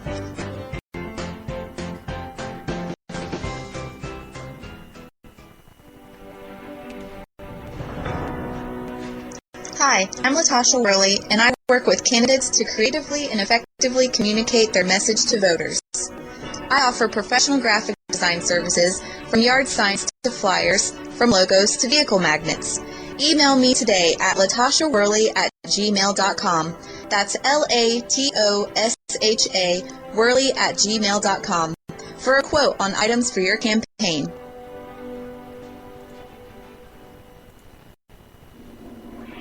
Broadcasting from deep within the heartland of free America, where liberty still shines bright. You're listening to On the Move with Mac Worley III. Hey, gang. All right, so we have a bunch of other stuff that I want to get to here. First and foremost, before we get into the sheriffs and Beyonce issue here, I want to read an article here about... well, this is from one of my friends. His name is Mark. He wrote an article here about the wage gap. This is on libertycanonmedia.com. Again, that's libertycanonmedia.com. The article is written by Mark E. Watkins, and it was dated 16 February 2016. He talks about a new survey that's released by Glassdoor blog and takes a look at the conceptions on the pay gap between men and women and whether or not people think that they're real. It's titled, "The Gender Pay Gap, Is It Real?" I've already given you guys my opinion on this. This is a myth in my opinion, but this is perceptions based upon whether or not it's real. So it says 7 in 10 people believe that they are paid equally. And the study found that most people do believe men and women are paid equally. In fact, 7 in 10 employees, adults in 7 countries, believe men and women are paid equally for equal work at their employer. Women still feel the pinch more than their male counterparts. 70% of women believe that there is equal pay for equal work at their employer compared to 77% of men. However, with several research reports and studies out there pointing to evidence of pay gaps existing, this illustrates the fact that perceptions among employees likely doesn't match up with reality, and that a disconnect persists. Okay, so Mark goes into it here. He says the common refrain you'll hear mostly from Democrats is that women make around 77 cents for every dollar that a man makes. That statistics comes from the BLS Bureau of Labor Statistics survey. These surveys, however, only gauge the total amount earned by gender without taking any variables into account, particularly the fact that women tend to be more family-oriented and men tend to be more career-oriented. These are societal norms among the majority of cultures around the world. It's also true that men are more likely to work dangerous jobs, thus higher paid jobs. For a much better explanation than he says he could give you, he's quoting the Washington Examiner. I'll let you guys go to the article and check it out, but essentially there are a lot of variables at play here, and when you take these and you factor these in, it actually accounts for the vast majority of the gap. So speaking of the wage gap, one of the things I'm just kind of want to point out, I didn't come here to talk about it today, but I just thought I'd mention it. This is a WashingtonExaminer.com article. It's by Paul Bedard. This is from 21 February 16. This is something I thought was kind of interesting. One Hillary Clinton speech is more than an average CEO's salary. So we have a woman who's talking about income inequality, and she has the gall to preach that, all of this stuff about income inequality when she's making, the average CEO, using Bureau of Labor Statistics figures, makes about $216,100 roughly. Okay, so and Clinton makes Clinton's speaking agent, the Harry Walker Agency Incorporated, charged about $275,000 a speech and packaged 3 for Wall Street Goldman Sachs at $675,000. Now, these are for speeches. This is a speech that's going. She was, by the way, her husband was receiving money in this kind of ballpark, these ranges, while she was sitting as Secretary of State. And I think it's very concerning when you start talking about influence. You know, the Clinton Foundation, they were receiving what can only be described as bribes in order for influence within the United States government. And I mean, this is corrupt as it can get. And again, the issue, we talk about money in politics. The issue is not it's not the fact that money is in politics. It's the fact that there is power to be sold. And that's where it comes. And how do you fix this issue? You get rid of the power. You restrict the government, and then you've cleaned up the system. You got to plug the hole in the boat before you start bailing water, because otherwise it's an act of futility. Why even bother bailing the water? You might as well just get used to the bottom of the ocean, because that's what you're going to be looking at eventually. So let's go to this other article here. Beyonce. All right, you guys may be familiar with her Super Bowl antics, her halftime show. She basically did an homage to the Black Panthers. And here's the article. It says sheriffs Beyonce is inciting bad behavior and endangering law enforcement. This is a February 18th article by Niraj Chokshi, something like that. And again, this is WashingtonPost.com. At first, Sheriff Robert Arnold said he had no explanation for why shots were fired outside his home in Rutherford County, Tennessee on Monday night, except perhaps for an undercurrent of anti-police sentiment in America. You do make people mad when you do your job. So that's the only thing I could think of, Arnold said at a news conference Tuesday, according to edited video in his comments posted by the Daily News Journal. But then another possibility came to mind, and Arnold blamed Beyonce. With everything that happened since the Super Bowl, that's what I'm thinking. Here's another target on law enforcement, he said. He went on, you have Beyonce's video, and that kind of bled over into other things, it seems. In subsequent statement, Arnold said that his remarks reflect the violence and senseless killing of 7 deputies in the U.S.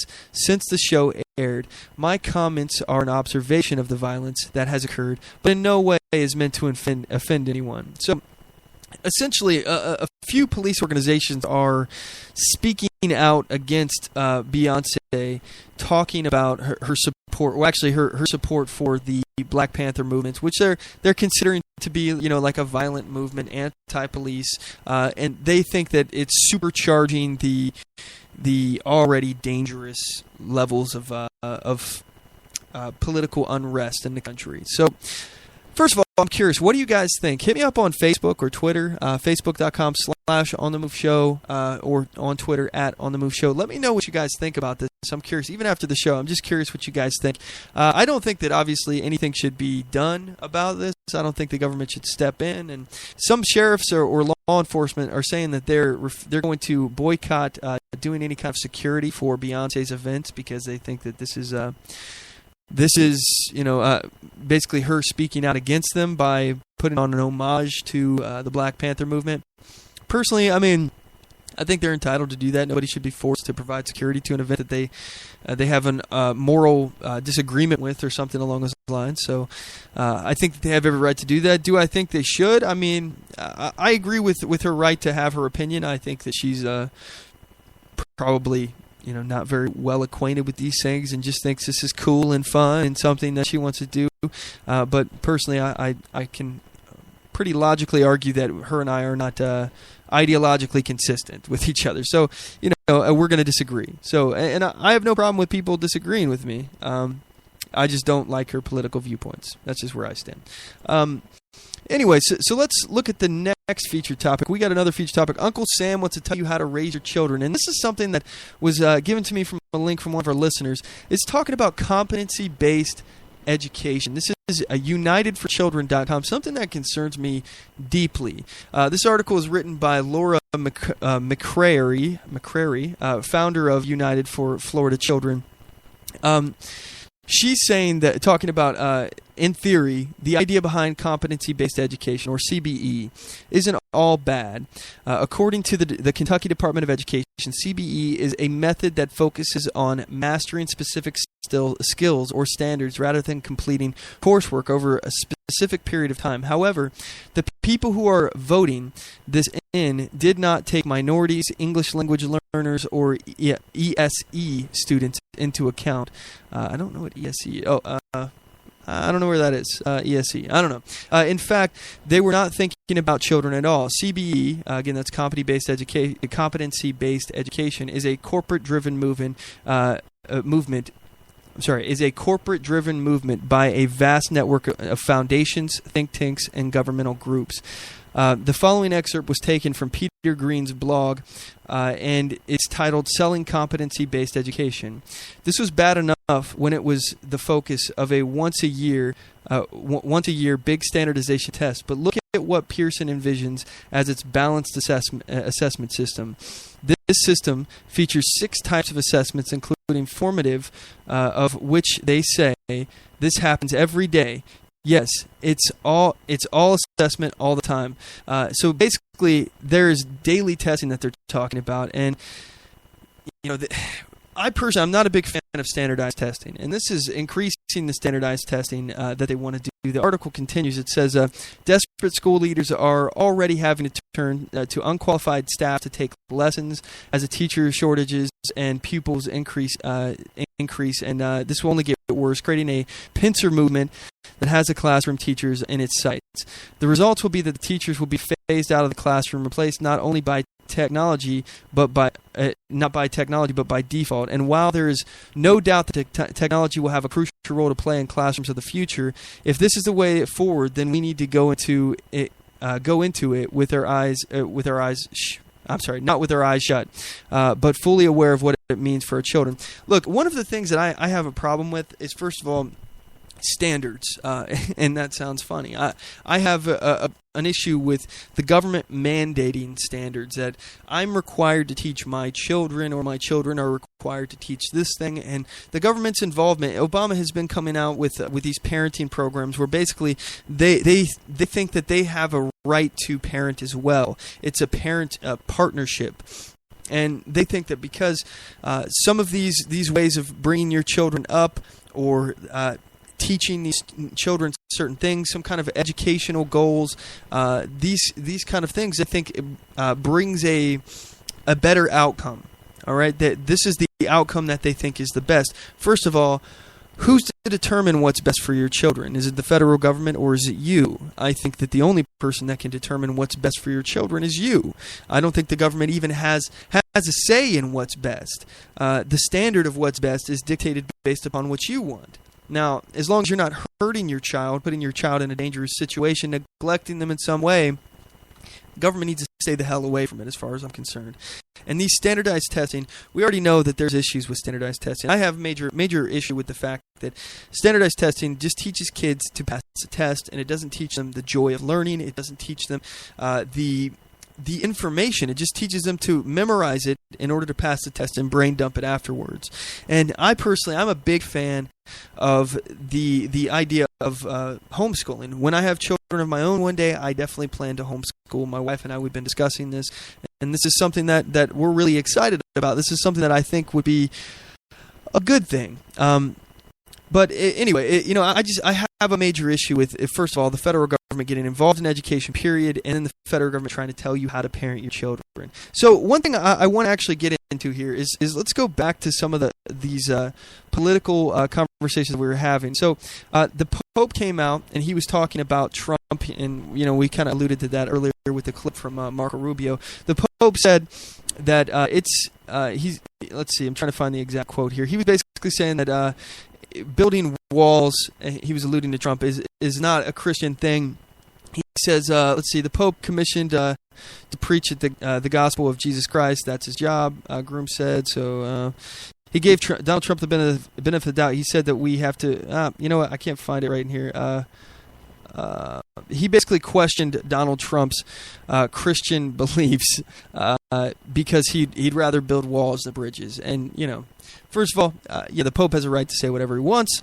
I just don't think that I really appreciate this leftist Pope sticking his nose into our politics. That's personally my take on it. It blows me away that we have an open border socialist Pope and that he continues to poke his nose in American business. He's entitled to his opinion, but honestly, I don't want to hear it. Anyway, and then a mother, this is a Breitbart article, a mother whose son was tortured to death by illegals endorses Trump. She says that the Pope doesn't care about her. So immigration, since that's the hot topic. We got the clip here. There was news coming out from the Washington Post. Anyway, so I'm not gonna. We're so tight on time here. I'm not gonna get too far into this. I just kind of wanted to. This is where Donald Trump thrives, is controversy. You know, so he lashed out. He called it. I think it was like despicable or something like that. Or disgusting or something about the Pope, something along those lines. And you know, this is where this is where Trump thrives. You know, even if it's controversy against the Pope, he's like, yeah, any news is good news. Heck yeah. But let's go to another article, and this is one that I want to actually point out. One that I find interesting because this is an article. This is on trailblazersblog.dallasnews.com, published by Bobby Blanchard on 18 February 2016. So the article is titled "Consolidating Hispanic Support, Clinton's Campaign Throws Punches at Sanders." So Hillary Clinton, she nabbed the endorsement from another Hispanic group on Thursday during a conference call that featured plenty of swipes at Vermont Senator and presidential candidate Bernie Sanders. The Latino Victory Fund, the political arm of a group co-founded by Hollywood star Eva Longoria that advocates for electing Hispanics to public office, endorses Clinton. Hillary has fought for Latinos, this is a quote from them, to make sure every person has a vote, said Latino Victory Fund President Cristobal Alex. Hillary is a proven leader who has always stood with Latinos. So I read this article. I questioned that. I was like, really? Has Hillary Clinton always stood with Latinos? I mean, regardless that every person has a vote, not every American has a vote. I have a fundamental problem with the idea that we're just going to you're here legally. You think that you have a right to vote in our system of government. I would disagree. You don't really have a say. Again, like I said with the Pope, he's not American. He has every right to his opinion. Maybe not in his country, because depending on what country he's in, they may or may not respect your right to speech. But he has a right to his opinion, but he does not have a right to vote in our country. Just like people who are here illegally, they should not have a right to vote, and they don't. But here's one thing. They said that Hillary Clinton, this organization, the Latino Victory Fund, claimed that Hillary has always stood with Latinos. Well, that's not really the case if your version of standing with Latinos is amnesty, or being relaxed on border security. Here's Hillary Clinton. Here's her own words. We've got to do several things, and I am, adamantly against illegal immigrants. I made this exception basically on humanitarian grounds because of the individual stories, but certainly we've got to do more at our borders, and people have to stop employing illegal immigrants. Come up to Westchester, go to Suffolk and Nassau County, stand in the street corners in Brooklyn or the Bronx. You're going to see loads of people waiting to get picked up to go do yard work and construction work and domestic work. We've got to do. So, again, not always squishy on the border. This is her talking tough on immigration. Again, she says she's adamantly against illegal immigrants. Not against illegal immigration. She's actually against the people who are illegal here. And this is her using the term that they're not supposed to use. Oh no, she said somebody's illegal. How dare you? How dare you call them? No person is illegal. No, you break the laws. You come here illegally. You don't respect the laws of the land. You're here illegally. But again, she's saying she's adamantly against illegal immigrants, not immigration. Here she is. We've got to do several things, and I am, adamantly against illegal immigrants. So, has she always stood with Latinos? I think that's arguable. I think it's not necessarily true, and again, probably propaganda, rhetoric. Let's talk about something specific here, though. The Hillary Clinton honesty question. She was asked, has she lied to the American people? And this is her dodging the question. This is on the middle class. You know, in 76, Jimmy Carter famously said, "I will not lie to you." Mm-hmm. Well, I have to tell you, I have tried in every way I know how, literally from my years as a young lawyer all the way through my time as Secretary of State, to level with the American people. You talk about leveling with the American people. Have you always told the truth? I've always tried to. Always. Always. Always tried to. Can't say that she's, I've never lied. Never lied. I've always tried to. Here it is again. Just want to play it. I want you guys to hear this. Hear the whole clip. She cannot say that she has not lied. She's afraid that somebody somewhere is going to prove that she's lied. And I mean, with this email scandal, it's evident she's caught in the lie. She said she's never sent nor received classified information, although the FBI has discovered hundreds of classified emails on her computer, including several emails that are actually the highest security clearance that we have. You talk about leveling with the American people. Have you always told the truth? I've always tried to. Always. Always. Some people are going to call that wiggle room. Yeah, some people are going to call that wiggle room, myself included. You just gave yourself. Well, no, always tried to. No, I mean, always... you said, "I will never lie to you." You know, you're asking me to say, have I ever? I don't believe I ever have. I don't believe I ever have. I don't believe I ever will. I'm going to do the best I can to level with the American people. Don't believe it. She doesn't believe that she ever has, and I don't believe that she is not a liar. So I think the American people don't believe her either. So let's talk about the Democratic Party. It's currently risking rupturing. This is an article talking about the delegates, the superdelegates in the DNC, how Clinton has been buying them off. So one of the things that they talk about specifically here is, let me actually find the spot in the article here, rupturing. There we go. Okay, although Mrs. Clinton still significantly outpaces Mr. Sanders when it comes to endorsements from superdelegates, those endorsements will have to switch to Mr. Sanders if he continues to win more delegates from the popular vote. Otherwise, the Democrat Party risks rupturing over the controversy that would ensue if the nomination was determined by superdelegates rather than the American voters identifying as Democrats. So this is an article on theobserver.com, article by Michael Senato on 18 February 2016. So this is interesting. Let's actually talk about the essentially it's a revolt that's going on within the DNC. This is another article, Politico.com, talking about Sanders supporters' revolt against the superdelegates. Daniel Strauss is the author, February 14, 2016. Outraged by delegate deficits Sanders faces even after his New Hampshire win, the Senate's backers are taking action. Bernie Sanders has lost by a hair in Iowa and won by a landslide in New Hampshire, yet Hillary Clinton has amassed an enormous 350 delegate advantage over the Vermont senator after just 2 states. And again, now she's since then she's won Nevada, and we'll see what happens as far as the next primaries. Things are about to start speeding up here, gang. So one thing I will say is that, again, the country is a powder keg, and the Democrat Party right now, you're seeing it start to fracture.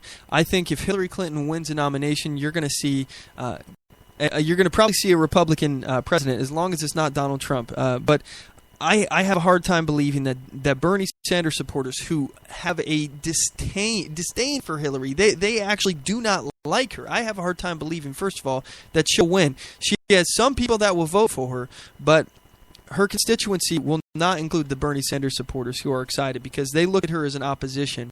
Just like I would never vote for Donald Trump, Bernie Sanders supporters are never going to vote for Hillary Clinton. That's just my opinion. But anyway, we're about to wrap up the show.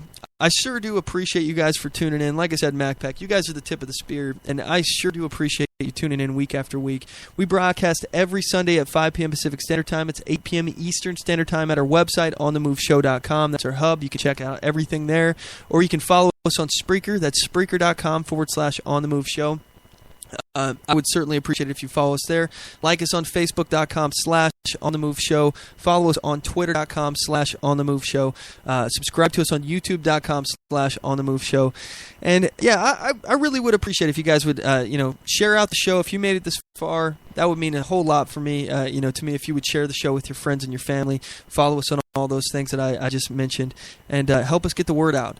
Anyway, I want to give a shout out to Jonathon Dunne for joining us on the program. Thanks so much, and to you guys again for listening. And anyway, with that said, know your rights, assert your rights, and get on the move.